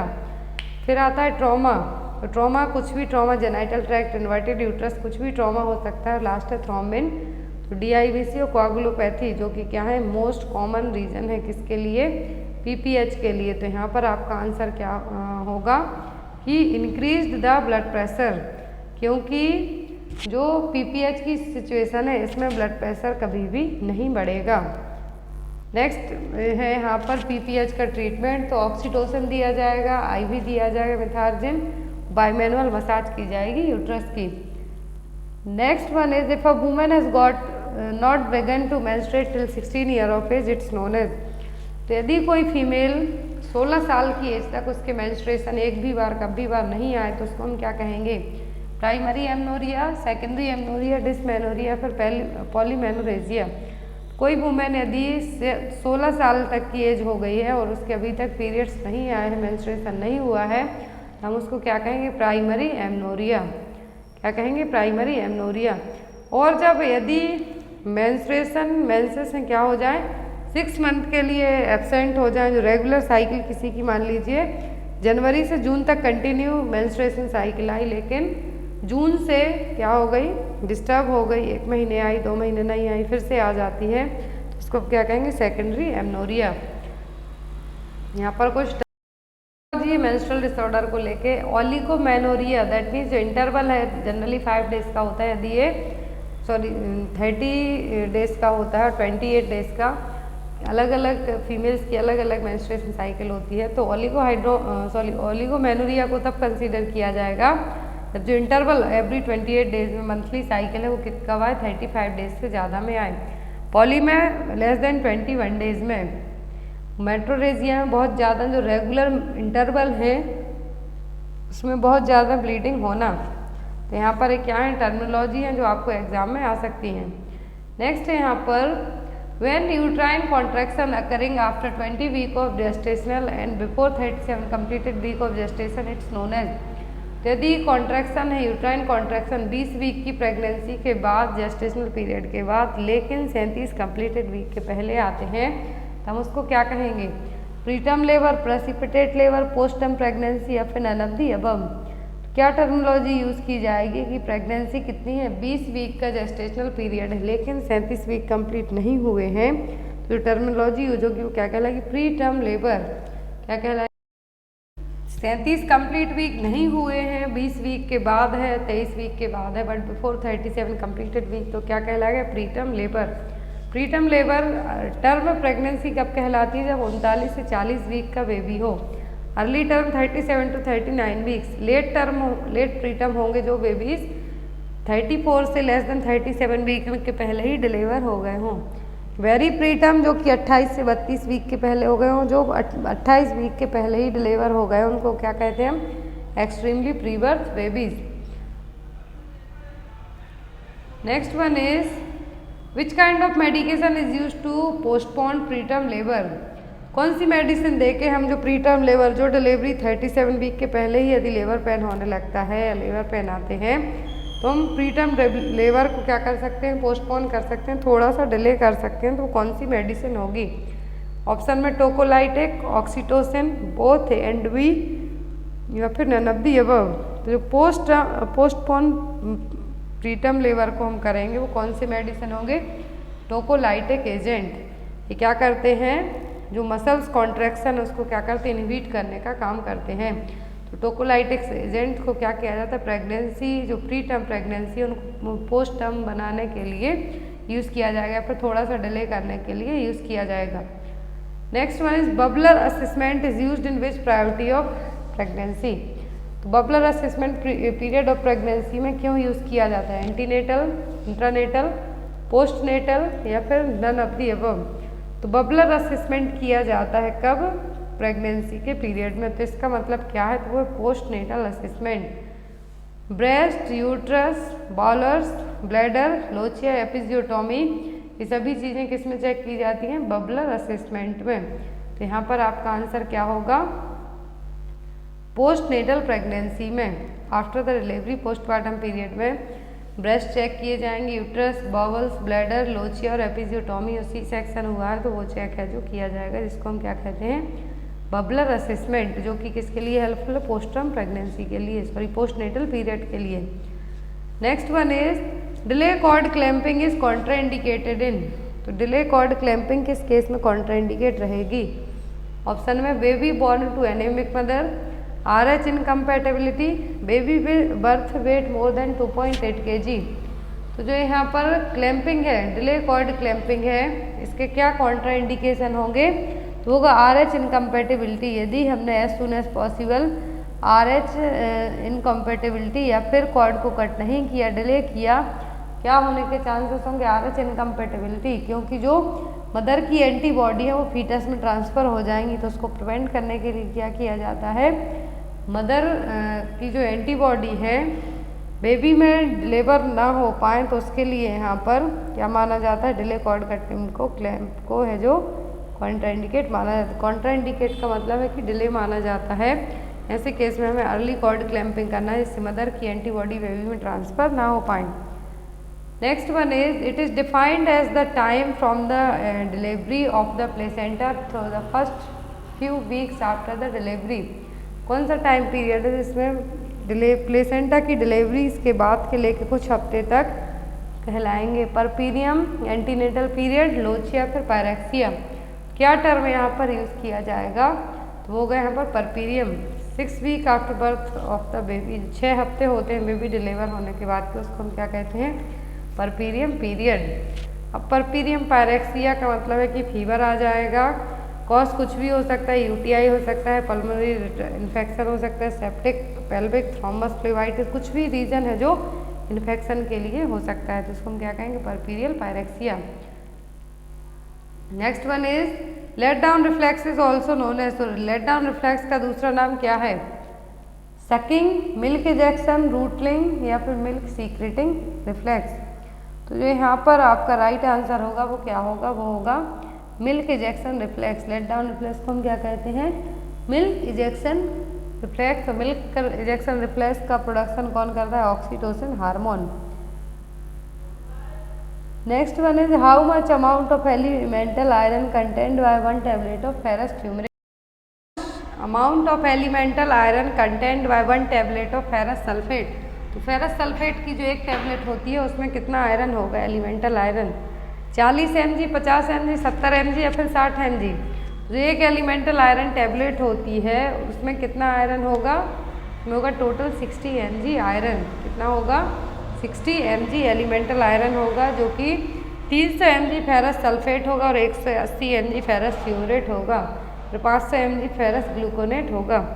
तो ये इक्विवेलेंट होंगे सभी, लेकिन 60 mg क्या होगा, आयरन की जो टैबलेट होगी एलिमेंटल आयरन उसमें प्रेजेंट होगा। Next one is the failure of uterus to return to its normal sizes. तो यदि यूट्रस वापस अपनी पुरानी साइज में रिवर्ट नहीं होती है तो हम उसको क्या कहेंगे, प्रोट्रूजन, इन्वोल्यूजन, सब इन्वोल्यूजन या फिर एक्सट्रैक्शन। तो क्या टर्मिनोलॉजी यूज़ की जाएगी यदि यूट्रस वापस अपने पुराने शेप में क्या होती है, रिवर्ट नहीं होती है, तो हम क्या टर्मिनोलॉजी यूज़ करेंगे, इन्वोल्यूजन। नेक्स्ट है यहाँ पर के bind is given for a patient with. तो के बाइंड किन पेशेंट को दिया जाएगा, हाइपरनेट्रेमिया, हाइपोनेट्रेमिया, हाइपोकैलेमिया या फिर हाइपरकैलेमिया। के बाइंड दिया जाएगा जिन पेशेंट का हाइपरकैलेमिया की सिचुएशन हो उनके लिए। किन के लिए, हाइपरकैलेमिया के पेशेंट को क्या दिया जाएगा, के बाइंड दिया जाएगा। के बाइंड क्या है, एक पाउडर मेडिसिन है जो कि हाई पोटेशियम लेवल को कम करने के लिए यूज़ किए जाते हैं। तो यहाँ पर आपका आंसर क्या होगा, के बाइंड, सॉरी के बाइंड के लिए क्या होगा, hyperkalaemia. Next one is barrel chest is seen in. तो बैरल चेस्ट किस में देखने को मिलेंगी, निमोनिया, लिवर फेलियर, एसाइटिस या फिर एम्फाइसीमा। जो बैरल चेस्ट देखने को मिलेगी एम्फाइसीमा के पेशेंट में देखने को मिलेगी। जो यहाँ पर बैरल चेस्ट का मतलब एंटीरियर पोस्टीरियर डायमीटर चेस्ट का क्या होगा, ज़्यादा होगा, लेकिन शेप है जो आपको कैसा आगे को उठा उठा सा देखने को मिलेगा। तो बैरल चेस्ट किसका एक क्लासिकल साइन है, एम्फाइसीमा का। एम्फाइसीमा क्या है, एक तरीके की COPD है, क्रॉनिक ऑब्स्ट्रक्टिव पल्मोनरी डिसीज है। Next one is urine sample for culture is collected from. तो यदि यूरिन का सैंपल कलेक्ट करते हैं हम तो कौन सा करना चाहिए, first void, last void, mid stream या फिर आइदर फर्स्ट और लास्ट वॉइड यूरिन।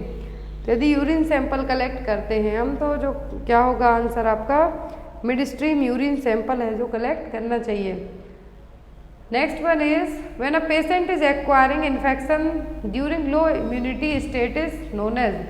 जब किसी को इन्फेक्शन आपकी इम्यूनिटी कमजोर होने के कारण होगा तो उस टाइप का इन्फेक्शन क्या कहलाएगा, cross infection, iatrogenic infection, opportunistic infection या फिर नोजोकोमियल इन्फेक्शन। जब किसी की इम्यूनिटी कम होगी उस टाइम पर यदि आपकी बॉडी में कोई इन्फेक्शन आ जाए तो उसको हम क्या कहते हैं, अपॉर्चुनिस्टिक इन्फेक्शन। iatrogenic का मतलब होता है कि आपको किसी डॉक्टर या थेरेपिस्ट के थ्रू मिले इन्फेक्शन, वो कहलाएगा। और जो नोजोकोमियल है वो किससे होगा, हॉस्पिटल से मिलने वाला infection. Next one is which when is used in bypass surgery. तो बाईपास सर्जरी के लिए कौन सी वैन यूज़ की जाएगी, ग्रेट सेफेनियस, फीमोरल, ब्रैकियल या फिर शॉर्ट सेफेनियस वैन। तो बाईपास सर्जरी के लिए जो वैन यूज़ होगी उसको हम क्या कहेंगे, great saphenous vein. Next one is during child intubation administration of succinyl choline can cause bradycardia, which of the following agent use to overcome this effect. तो यहाँ पर क्वेश्चन है कि सक्सिनाइल कोलिन का एंटीडोट क्या होगा, एड्रिनेलिन, लिडोकिन, कैल्शियम ग्लूकोनेट या फिर एट्रोपिन। तो इंट्यूबेशन के टाइम पर जब हम सक्सिनाइल कोलिन देंगे ब्रेडिकार्डिया जो कि कॉज करेगा, क्या है जिससे हम इसको ओवरकम करेंगे, तो वो होगा atropine. Next one is most common cause of neonatal death in India. तो भारत में सबसे ज़्यादा न्यूनेटल डेथ होती है किसके कारण होती है? प्रीमेच्योरिटी, इन्फेक्शन, आरडीएस या फिर हेमरेज। तो जो इंडिया में सबसे कॉमन कॉज है न्यूनेटल डेथ के लिए वो क्या है? प्रीमेच्योरिटी। क्या है? प्रीमेच्योरिटी। और यदि चिल्ड्रंस में पूछे तो क्या है? डायरिया। बट यदि इन्फेंट यहाँ पर पूछा है कि न्यूनेट्स में, न्यूनेट में क्या है? Prematurity. Next one is with the ordinary stethoscope the foetal heart sound can be detected earliest between which week of pregnancy. तो ऑर्डिनरी स्टेथोस्कोप से हम कितने वीक की प्रेगनेंसी में फीटल हार्ट साउंड को सुन सकते हैं और डिटेक्ट कर सकते हैं? 6 to 8 week, 24 to 26 week, 18 to 20 week या फिर 8 to 10 वीक। तो जो ऑर्डिनरी स्टेथोस्कोप होंगे उनसे हम फीटल हार्ट साउंड जनरली 18 से 20 वीक की प्रेगनेंसी में सुन सकते हैं। नेक्स्ट प्रोवाइडर है, कौन सा डिमॉन्स्ट्रेशन करके दिखा रहा है? तो ये दिखाया जा रहा है यहाँ पर बाय मैनुअल एग्जामिनेशन, जिसको यहाँ पर क्या कहा गया है? हैगर साइन, जिसमें 2 फिंगर हैं जो एंटीरियर फॉर्निक्स के यहाँ से और जो एब्डोमिनल हैंड रहेगा बिहाइंड द यूट्रस। तो यहाँ पर जो डिमॉन्स्ट्रेशन मेनली परफॉर्म किया जा रहा है 2 फिंगर्स के थ्रू, तो ये कौन सा डिमॉन्स्ट्रेशन हो रहा है? हो रहा है हैगर साइन। अब यहाँ पर अलग अलग टाइप के साइन होते हैं जो एग्जाम में आपको आते हैं। तो यदि यूट्राइन कॉन्ट्रैक्शन फेल्ट होते हैं, आप फील करते हैं बाय मैनुअल एग्जामिनेशन के टाइम पर, तो उसको क्या कहेंगे हम? Palmer sign. हैगर साइन में क्या होगा? 2 फिंगर से एंटीरियर फॉर्निक्स की तरफ हम क्या करेंगे और दूसरा हाथ क्या कहाँ पर होगा आपका? जो यूट्रस का जो बिहाइंड पार्ट है, बैक साइड का पार्ट है वहाँ पर। तो यहाँ पर जो चीज़ें चेक की जाएंगी वो कौन सा साइन कहलाएंगी? Hugger sign. ये भी एक बाय मैनुअल एग्जामिनेशन है जो यहाँ पर 2 फिंगर्स के थ्रू परफॉर्म किया जा रहा है। फिर आता है गॉडेल साइन। तो गॉडेल साइन के लिए हम क्या कहते हैं? Softening of the vaginal portion. जो वेस्कुलराइजेशन है उसके कारण क्या हो रहा है? यहाँ पर सॉफ्टनिंग हो रही है, तो क्या है? Gödel sign. ओसिएंडर साइंस का मतलब होता है कि वेजाइनल पल्सेशन फेल्ट होगा आपको जब क्या होगा? टर्म प्रेगनेंसी में जनरली आपके लिए फील होगा। तो यहाँ पर क्या है? Osiander sign. आज की क्लास का जो फर्स्ट क्वेश्चन है वो है what should be given in TPN formula. तो टीपीएन फॉर्मूला में क्या दिया जाता है? ऑप्शन में यहाँ पर amino acid, lipid, dextrose, fat, protein and carbohydrate, vitamin, mineral and dextrose, dextrin, glucose या फिर ऑक्सीजन। तो यहाँ पर 2 तरीके से क्वेश्चन आपको आ सकता है। या तो टीपीएन में क्या क्या आपको दिया जाता है? तो ग्लूकोज, प्रोटीन और फैट। क्या है यहाँ पर? ग्लूकोज, प्रोटीन और फैट है जो यहाँ पर दिया जाता है। अब आपको पता होना चाहिए कि जो ग्लूकोज है वो किस फॉर्म में दिया जाता है, प्रोटीन किस फॉर्म में रहेगा और फैट है जो किस फॉर्म में दिया जाएगा। तो यहाँ पर जो आपका करेक्ट आंसर होगा टीपीएन फॉर्मूला में क्या दिया जाएगा? तो टीपीएन फॉर्मूला में दिया जाता है अमीनो एसिड, जो यहाँ पर हमने अभी जस्ट आपको बताया कि ग्लूकोज, प्रोटीन, फैट, ये तीनों चीज़ें दी जाती हैं टीपीएन के थ्रू। बट यहाँ पर जो ग्लूकोज किस फॉर्म में दिया जाता है? डेक्सट्रोज में। प्रोटीन किस में दिया जाता है? अमीनो एसिड में। फैट दिया जाएगा लिपिड के इमल्सिफिकेशन फॉर्म में, जिसको हमें इमल्सीफाई करने की ज़रूरत बाद में नहीं पड़ेगी। तो इमल्सिफिकेशन फॉर्म में है जो क्या दिया जाता है? लिपिड है जो, सॉरी यहाँ पर फैट है जो दिया जाता है, लिपिड फॉर्मेट का इमल्सिफिकेशन फॉर्म है जो यहाँ पर दिया जाएगा। आई होप आपको चीज़ें क्लियर हो गई हों कि टीपीएन फॉर्मूला में क्या रहेगा? ग्लूकोज, प्रोटीन, फैट, लेकिन इनको डायरेक्ट नहीं दिया जाएगा बाकी बल्कि इनका जो केमिकल कंपाउंड या फिर जो मेन नेचर है उसके थ्रू दिया जाएगा। तो ग्लूकोज डेक्सट्रोज फॉर्मेट में दिया जाएगा, प्रोटीन अमीनो एसिड में और फैट दिया जाएगा लिपिड फॉर्म में। नेक्स्ट है यहाँ पर विच of the following is the best indicator of long term nutritional status. तो यदि आप किसी बच्चे का long term nutritional status assess करना चाहते हैं तो सही पॉइंट यहाँ पर क्या होगा? ऑप्शन में mid upper arm circumference, height for age, weight for age या फिर वेट फॉर हाइट। तो यहाँ पर बच्चे का यदि आप किसी भी स्टेट में यदि न्यूट्रिशनल स्टेटस चेक करना है आपको, तो बेस्ट तरीका आपका क्या होगा यहाँ पर? तो जो हाइट है वो एज के अकॉर्डिंग तो बढ़ती ही है। क्या है? हाइट है जो एज के अकॉर्डिंग बढ़ेगी, लेकिन किसी किसी बच्चे में आपने देखा होगा कि जो वेट है वो एज के अकॉर्डिंग ज़्यादा भी हो सकता है, बट यदि हम यहाँ पर लॉन्ग टर्म न्यूट्रिशनल स्टेटस की बात करते हैं तो क्या होगा, हाइट फॉर एज। क्या होगा, हाइट फॉर एज। आपके इवन आप जो भी लोग पीडियाट्रिक पढ़े हुए हैं उनको तो ये आइडिया होगा ही, लेकिन जिन्होंने इस टाइप के क्वेश्चन नहीं पढ़े तो मैं बता दूं कि आप इनको एज एन प्रैक्टिकल फॉर्मेट में भी देख सकते हैं। आप अपने आस पड़ोस देखेंगे कि कुछ बच्चे होंगे, हाइट सबकी सेम नहीं होती है, लेकिन एज के अकॉर्डिंग यदि हमें लॉन्ग टर्म न्यूट्रिशनल स्टेटस की बात हो रही है, यदि शॉर्ट टर्म के लिए कहते तो वो होता वेट फॉर एज, एज के अकॉर्डिंग जो वेट है। लेकिन लॉन्ग टर्म की बात करें हम तो वेट नहीं बढ़ता है, एज जैसे जैसे बढ़ती है वेट बहुत ही कम बढ़ता है एज कम्पेयर टू हाइट के। तो यहाँ पर आपका जो करेक्ट आंसर होगा वो क्या होगा, हाइट फॉर द एज, क्योंकि लॉन्ग टर्म न्यूट्रिशनल स्टेटस की बात की जा रही है। Next one is adequate breast feeding in baby indicate. तो बेबी में एडिक्वेट ब्रेस्ट फीडिंग का पता हमें कब चलेगा, baby स्लीप्स 2 hour after feed, does not cry frequently, urine 5 to 7 times per day या फिर स्टूल 4 टाइम्स अ डे। तो यहाँ पर क्या होगा जिससे हमें पता चलेगा कि बेबी ने जो ब्रेस्ट फीड किया उससे उसका जो टमी है फुल हो गया है, क्या साइन यहाँ पर आपको देखने को मिलेगा। तो जब बेबी एक बार ब्रेस्ट फीड करने के बाद एटलीस्ट 2 आवर के लिए सो जाता है बिना रोए धोए, तो क्या होगा, एडिक्वेट ब्रेस्ट फीडिंग कहलाएगी। यदि 8 से 10 बार यूरिन पास आउट करता तब भी हम कह सकते कि बेबी को प्रॉपर ब्रेस्ट फीड है जो हुआ है, दिया गया है। लेकिन यहाँ पर बात की गई है कि एडिक्वेट ब्रेस्ट फीड को लेके तो 2 घंटे सोना है जो यहाँ पर, यदि बेबी एक फीडिंग के बाद 2 घंटे के लिए सोता है दैट मीन्स बेबी क्या है, प्रॉपर ब्रेस्ट फीडिंग हो रही है। 5 to 7 टाइम्स की जगह यदि यहाँ पर 8 to 10 टाइम्स होता तो आप उसको मार्क कर सकते थे। Next one is supplementary nursing, immunization, health checkup and referral services under ICDS are applicable to which age group.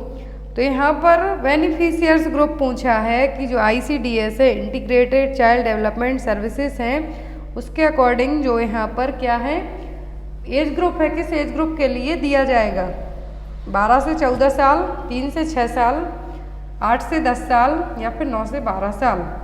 तो अब यहाँ पर बात आती है कि बेनिफिशियर्स एज ग्रुप क्या होगा। तो यदि एज ग्रुप की बात की जाए तो जो प्री स्कूल गोइंग चिल्ड्रन होते हैं, कैसे, प्री स्कूल गोइंग चिल्ड्रन, तो इनमें से प्री स्कूल गोइंग चिल्ड्रन कौन से, 3 to 6 ईयर्स। तो इनको क्या दिया जाता है, ICDS के तहत सप्लीमेंट्री नर्सिंग, इम्यूनाइजेशन और हेल्थ चेकअप और रेफरल सर्विसेज प्रोवाइड करवाई जाती हैं।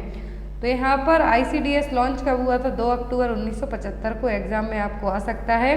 यदि इनके ऑब्जेक्टिव की बात करें तो immunization, supplementary nutrition, health checkup, referral services, pre school education जो कि नॉन फॉर्मल, जो जस्ट मैंने आपको अभी बताया कि 3 to 6 ईयर एज ग्रुप में न्यूट्रिशनल हेल्थ इन्फॉर्मेशन है जो ICDS स्कीम के तहत प्रोवाइड करवाई जाती हैं। नेक्स्ट है यहाँ पर A 10-year-old child with asthma is admitted to the ward. Which of the following observation needs immediate action by the nurse? तो यदि 10 साल का बच्चा एडमिट हुआ है वार्ड में, अस्थमा है उसको, तो कौन सी ऑब्जर्वेशन एज ए नर्स आप सबसे पहले करेंगे। ऑप्शन में breath rate 20 per minute, sitting upright and refusing to lie down, refusing to eat food, oxygen saturation 96%। यदि ब्रीथ रेट 20 पर मिनट है, ऑक्सीजन सेचुरेशन 96 है, दैट मीन्स सही है। यहाँ पर एज अ नर्स आप सबसे ज़्यादा किस चीज़ को ऑब्जर्व करेंगे, तो वो sitting upright and refusing to lie down, क्योंकि अस्थमा के पेशेंट को हम क्या करेंगे, सेमी फॉलोअर्स पोजीशन दे सकते हैं, लेकिन पूरा लाई डाउन करने के लिए नहीं कह सकते हैं। क्यों, क्योंकि ऐसा करने से क्या कहेंगे इस टाइप के पेशेंट के लिए, यदि 10 साल का बच्चा है, अस्थमा है, तो किस चीज़ पर हम तुरंत एक्शन लेंगे, तो वो होगा sitting upright and refusing to lie down. Next है यहाँ पर the item shown in the image. तो यहाँ पर 2 इमेज आपको दिख रही हैं, एक ही चीज़ की हैं, तो ये है क्या। ऑप्शन में यहाँ पर साके tape, multipurpose tape, triage tape या फिर रिस्ट टेप। तो यहाँ पर कौन सा है जो इमेज है जो यहाँ पर दिख रही है, तो ये जो इमेज दिख रही है यहाँ पर ये क्या है, साके टेप, जिससे हम MUAC चेक करते हैं, mid upper arm circumference check करने के लिए यूज़ किया जाता है, इसको क्या कहेंगे, साके टेप। अब यहाँ पर आपको 3 बैंड दिख रहे हैं, इसमें 3 कलर दिख रहे हैं, ग्रीन, येलो और रेड। तो ये क्या करते हैं, CBRT को प्रेजेंट करेंगे। तो यदि MUAC कितना हो, 12.5 से लेके 13.5 तक हो। कितना सेंटीमीटर में यदि बात हो रही है तो 12.5 सेंटीमीटर से 13.5 सेंटीमीटर तक हो, दैट मीन्स बेबी क्या है, फुली हेल्दी है। और यदि यही येलो कलर शो करेगा और ग्रीन भी शो करेगा, लेकिन MUAC आपका 11.5 से कम जाता है, दैट मीन्स बेबी क्या है, माल नरिश्ड, सीवियरली माल नरिश्ड कैटेगरी में आ जाएगा। तो MUAC की जो रेंज है यहाँ पर ये देखिए ग्रीन कलर तक शो हो रही है, दैट मीन्स बेबी क्या है, फुली हेल्दी है। येलो आता है तो मॉडरेट है और रेड आता है तो सीवियरिटी है। Next one is identify the instrument shown in this image.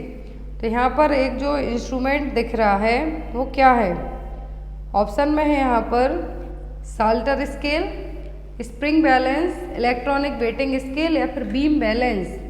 तो यहाँ पर ये जो स्केल दिख रही है क्या, आपने जनरली जो 1 ईयर से कम एज के बच्चे होते हैं उनका वेट इस पे चेक किया जाता है, तो ये है क्या, तो यहाँ पर क्या है, बीम बैलेंस। इमेज ध्यान से देखिए क्या है, बीम बैलेंस। जो यहाँ पर अदर इमेज है क्या है, electronic waiting machine, last spring scale जिस पे हम बेबी को एक हुक यहाँ पर आप देख रहे हैं इस पे लटका के बेबी का वेट चेक कर सकते हैं। लास्ट में साल्टर स्केल, ये आपने जनरली आंगनवाड़ी सेंटर में देखी होगी। Next one is milestone shown in image appears at age. जो यहाँ पर बेबी जो हरकतें कर रहा है तो ये किस एज में करेगा, क्राउलिंग कर रहा है। ऑप्शन में 3 मंथ, 4 मंथ, 7 मंथ या फिर 10 मंथ। क्रीपिंग कहते हम तो वो होता 7 मंथ में, लेकिन यहाँ पर क्राउलिंग हो रही है तो कब होगी 10 मंथ की एज में। क्रीपिंग और क्राउलिंग में डिफरेंस है, याद रखना। जो बेबी यहाँ पर कर रहा है क्या है, क्राउलिंग है, लेकिन जो क्रीपिंग होती उसमें बेबी क्या करता, अपना जो एब्डोमन है उसके बल पर क्या होता, खिसकता, रेंगता। लेकिन यहाँ पर क्या है, बेबी उसका एब्डोमन पूरा अप है, हैंड और नी के बल पर क्या कर रहा है, क्राउलिंग कर रहा है। Next one is Paget disease is characterized by. तो पैगेट्स डिसीज यहाँ पर किसके कारण होगी, हाइपोकैल्सेमिया, हाइपरकैलेमिया या फिर हाइपरकैल्सेमिया और नन ऑफ द अबव। जो पैगेट्स डिसीज है ये क्या है या फिर किसके कारण होगी, तो पैगेट्स डिसीज किसका कैरेक्टरिस्टिक है, तो ये है यहाँ पर किसका, बोन्स का। और ये किसके कारण होगा, हाइपर कैल्सीमिया, जब कैल्शियम का लेवल कम होगा बोन्स में। तो यहाँ पर पैगेट डिसीज क्या है, तो ये हाइपर कैल्सीमिया के कारण। तो यहाँ पर आपका आंसर क्या होगा, हाइपर कैल्सीमिया। और इसमें क्या होगा, जनरली जो पैगेट्स डिसीज की कंडीशन है जो कि बोन्स को क्या होगा, एक्सेसिव बोन रीअब्जॉर्प्शन के कारण यहाँ पर बोन्स में क्या होगा, एबनॉर्मलिटी देखने को मिलेगी। तो ये किसको मेनली अफेक्ट करेगा, यहाँ पर the mother's placenta weight 500 gram approximately, how much would be the weight of the full term newborn. यदि प्लेसेंटा का वेट 500 ग्राम है, 1/6 होता है बेबी के वेट के, तो यहाँ पर बेबी का वेट कितना होगा, 2 kg, 3 kg, 4 kg या फिर 5 kg। तो फुल टर्म प्लेसेंटा का वेट कितना होता है, 500 से 600 ग्राम तक। अप्रॉक्सीमेट रेंज यदि पूछते तो 500 ग्राम होता है।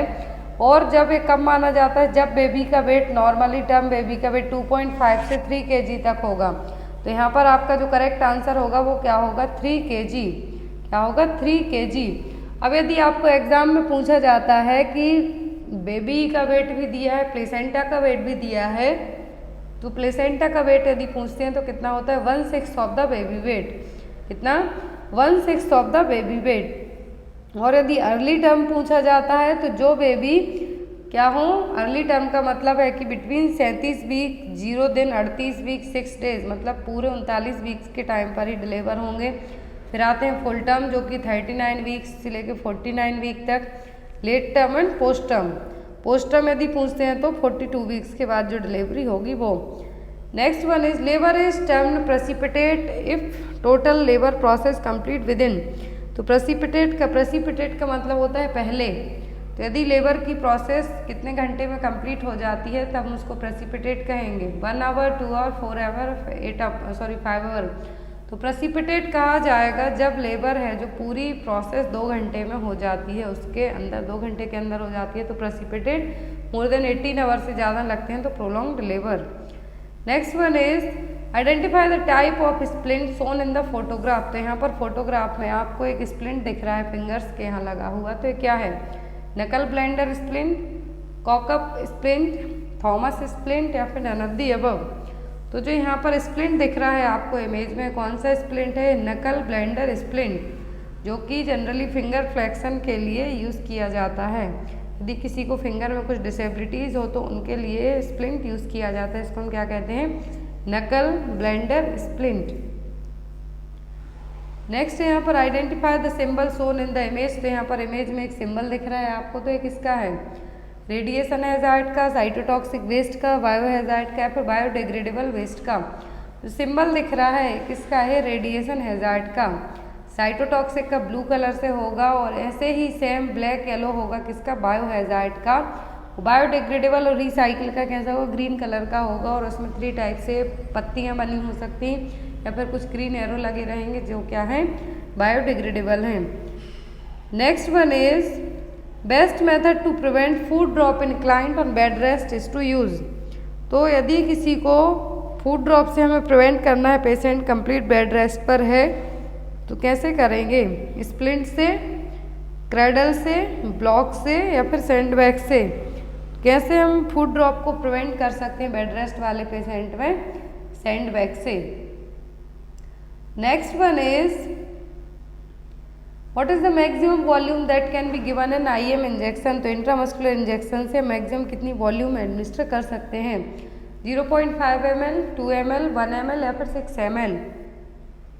तो यदि IM इंजेक्शन की बात हो रही है तो मैक्सिमम वैल्यू की बात की जा रही है, तो कितना? 6 ml तक है जो हम दे सकते हैं एक बार में, एक साइड कितना दे सकते हैं? 6 ml तक। Next one is commonest carcinoma among women is. तो वुमेन में सबसे ज़्यादा होने वाला कार्सिनोमा कौन सा है? ब्रेस्ट, सर्विक्स, ओरल कैविटी या फिर लंग्स। ये सभी होते हैं सबसे ज़्यादा, लेकिन होता है वो कौन सा है? Carcinoma of the breast. Next one is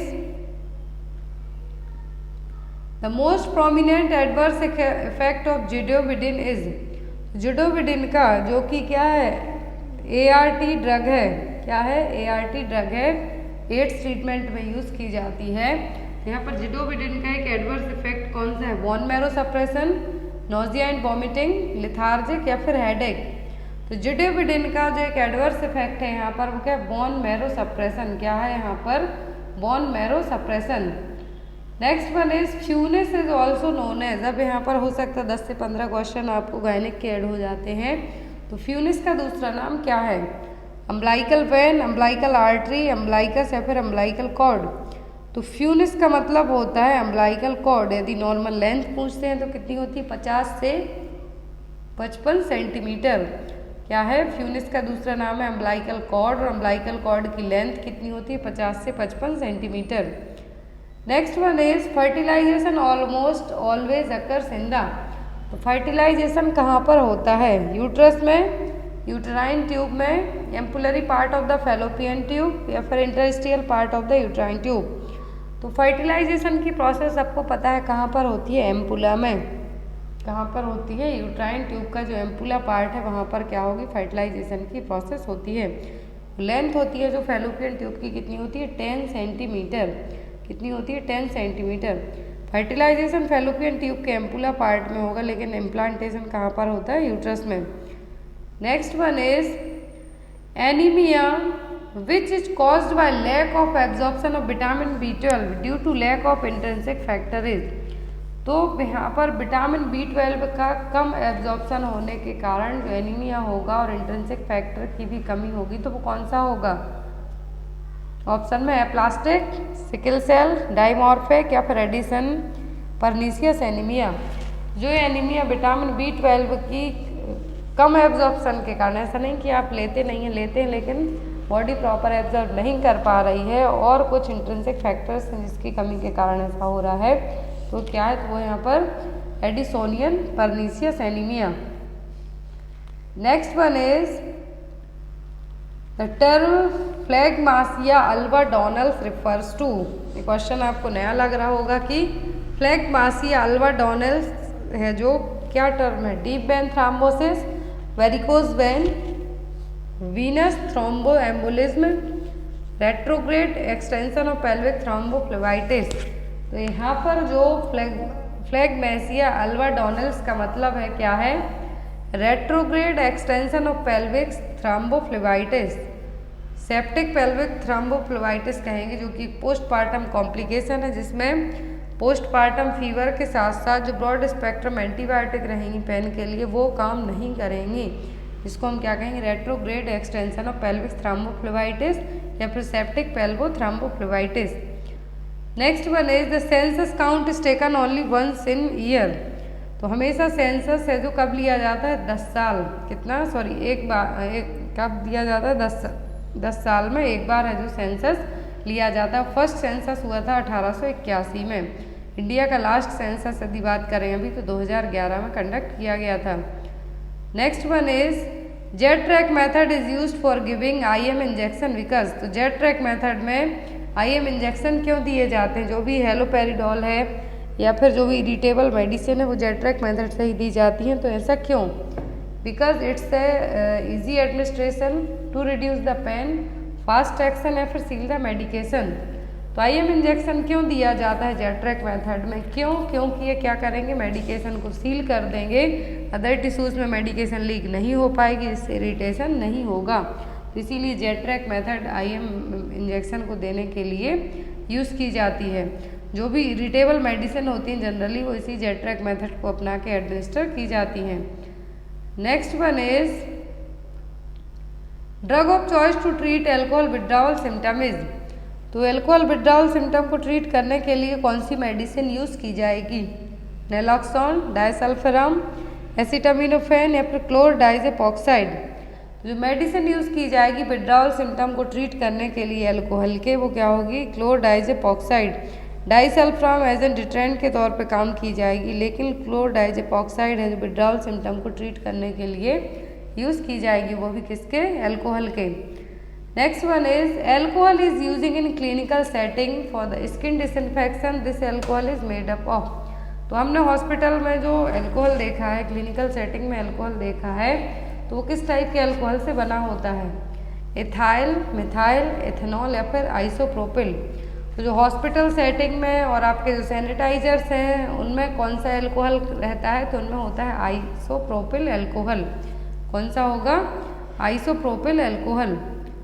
next one is death of a women while pregnant or within 42 days of the termination of pregnancy irrespective of the duration and the site of pregnancies. यदि किसी women की death pregnancy में या delivery होने से लेकर 42 दिनों के अंदर तक हो जाती है तो उसको हम क्या कहेंगे? IMR, NMR, MMR या फिर नन ऑफ द अबव। तो कंसीव करने से लेकर डिलीवरी के 42 दिनों तक भी यदि किसी फीमेल की डेथ होती है तो उसको हम क्या करते हैं? Maternal mortality rate. क्या कहेंगे हम यहाँ पर उसको? Maternal mortality rate. Next one is the formula use to calculate the estimate foetal weight is. तो यदि मान लीजिए आपको फीटल वेट पता नहीं है तो फीटल वेट को फाइंड आउट करने के लिए कौन सा फॉर्मूला अपनाया जाएगा? जॉनसन्स फॉर्मूला, नेगल्स, जैकॉब्सन्स या फिर नन ऑफ द अबव। तो बेबी का जो फीटल वेट है हमें पता करना है तो किससे अपना चेक करेंगे? हम जॉनसन्स फॉर्मूला से। किससे करेंगे? जॉनसन्स फॉर्मूला से। अब यहाँ पर जो फॉर्मूला है अकॉर्डिंग टू दैट क्या किया जाएगा? Foetal weight in grams minus 155 into fundal height in centimetre minus के।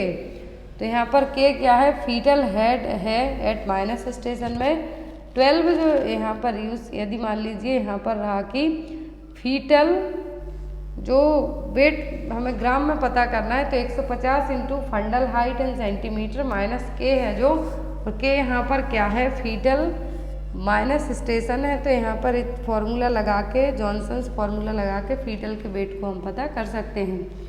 Next one is drug of choice for induction of ovulation is. तो यदि किसी के प्रॉपर पीरियड्स नहीं आते हैं तो ओवुलेशन की प्रोसेस नहीं होती है तो कौन सी ड्रग है जो ली जाएगी ओवुलेशन को इंडिकेट करने के लिए, इंड्यूस करने के लिए?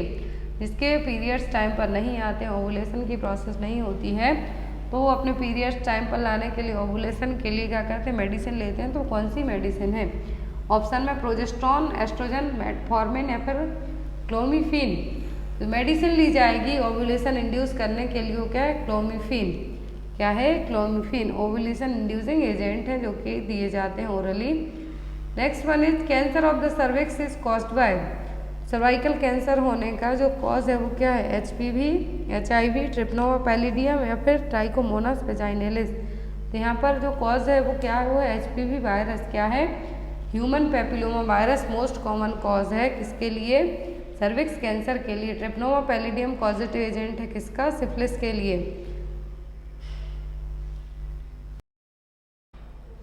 नेक्स्ट क्वेश्चन है the household waste including water other than excreta is referred as. तो हाउस होल्ड वेस्ट जिसमें excreta that means faecal material include नहीं है तो क्या है, सीवेज, रिफ्यूज, गार्बेज या फिर सलीज। तो यहाँ पर उस वेस्ट का क्या नाम दिया जाएगा जिसमें क्या है, एक्सक्रीटा है जो मिक्स नहीं है, तो क्या है यहाँ पर, सलीज। क्या है, सलीज। Next one is increase in the size और mass of the tissue is known as. यदि बॉडी की साइज और टिश्यू बस बढ़ते हैं तो उसके लिए हम क्या कहेंगे, ग्रोथ, मैच्यूरेशन, डेवलपमेंट या फिर प्रोग्रेस। क्या टर्मिनोलॉजी यूज़ की जाएगी कि बॉडी के जो टिश्यूज़ हैं उनकी ग्रोथ बस हो रही है, बाकी और कुछ है जो नहीं हो रहा है, तो वो क्या कहलाएगा, तो वो कहलाएगा यहाँ पर ग्रोथ। क्या कहलाएगा, ग्रोथ। ग्रोथ में क्वांटिटेटिव है, मेजरेबल है, जिसको हम सेंटीमीटर और इंच पाउंड में चेक कर सकते हैं, जैसे वेट है, हाइट है, किस में आएंगे, ग्रोथ में। डेवलपमेंट में मैच्यूरेशन होंगे, फंक्शनिंग होगी, स्किल होगा, बच्चों का बोलना होगा, ये सब किस में आएगा, डेवलपमेंट में। नेक्स्ट यहाँ पर to compute IQ which formula is use. तो IQ कैलकुलेट करने के लिए जो फॉर्मूला यूज़ किया जाता है वो है इंटेलिजेंटी क्वांटो के लिए, तो वो mental is divided by chronological age into 100। अब यदि आपको एग्जाम में मेंटल एज 10 दे दी जाती है, क्रोनोलॉजिकल एज 20 दी जाती है, तो आपको क्या करना है, उसको 100 से गुणा कर देना है, जो आपका निकल के आएगा वो क्या होगा, IQ होगा। Next one is the first test develop to measure intelligence was design by. तो पहला टेस्ट है जो इंटेलिजेंसी के लिए बनाया गया था, किसने बनाया था, ब्रेचलर ने, विलियम स्टर ने, बिनेट सैमन ने या फिर नन ऑफ द अबव ने। तो यहाँ पर जो टेस्ट है इंटेलिजेंसी टेस्ट पहली बार किसने बनाया था, विनेट सैमन ने। किसने, विनेट और सैमन ने। Next one is at which age size of head reach 90% of the adult head size.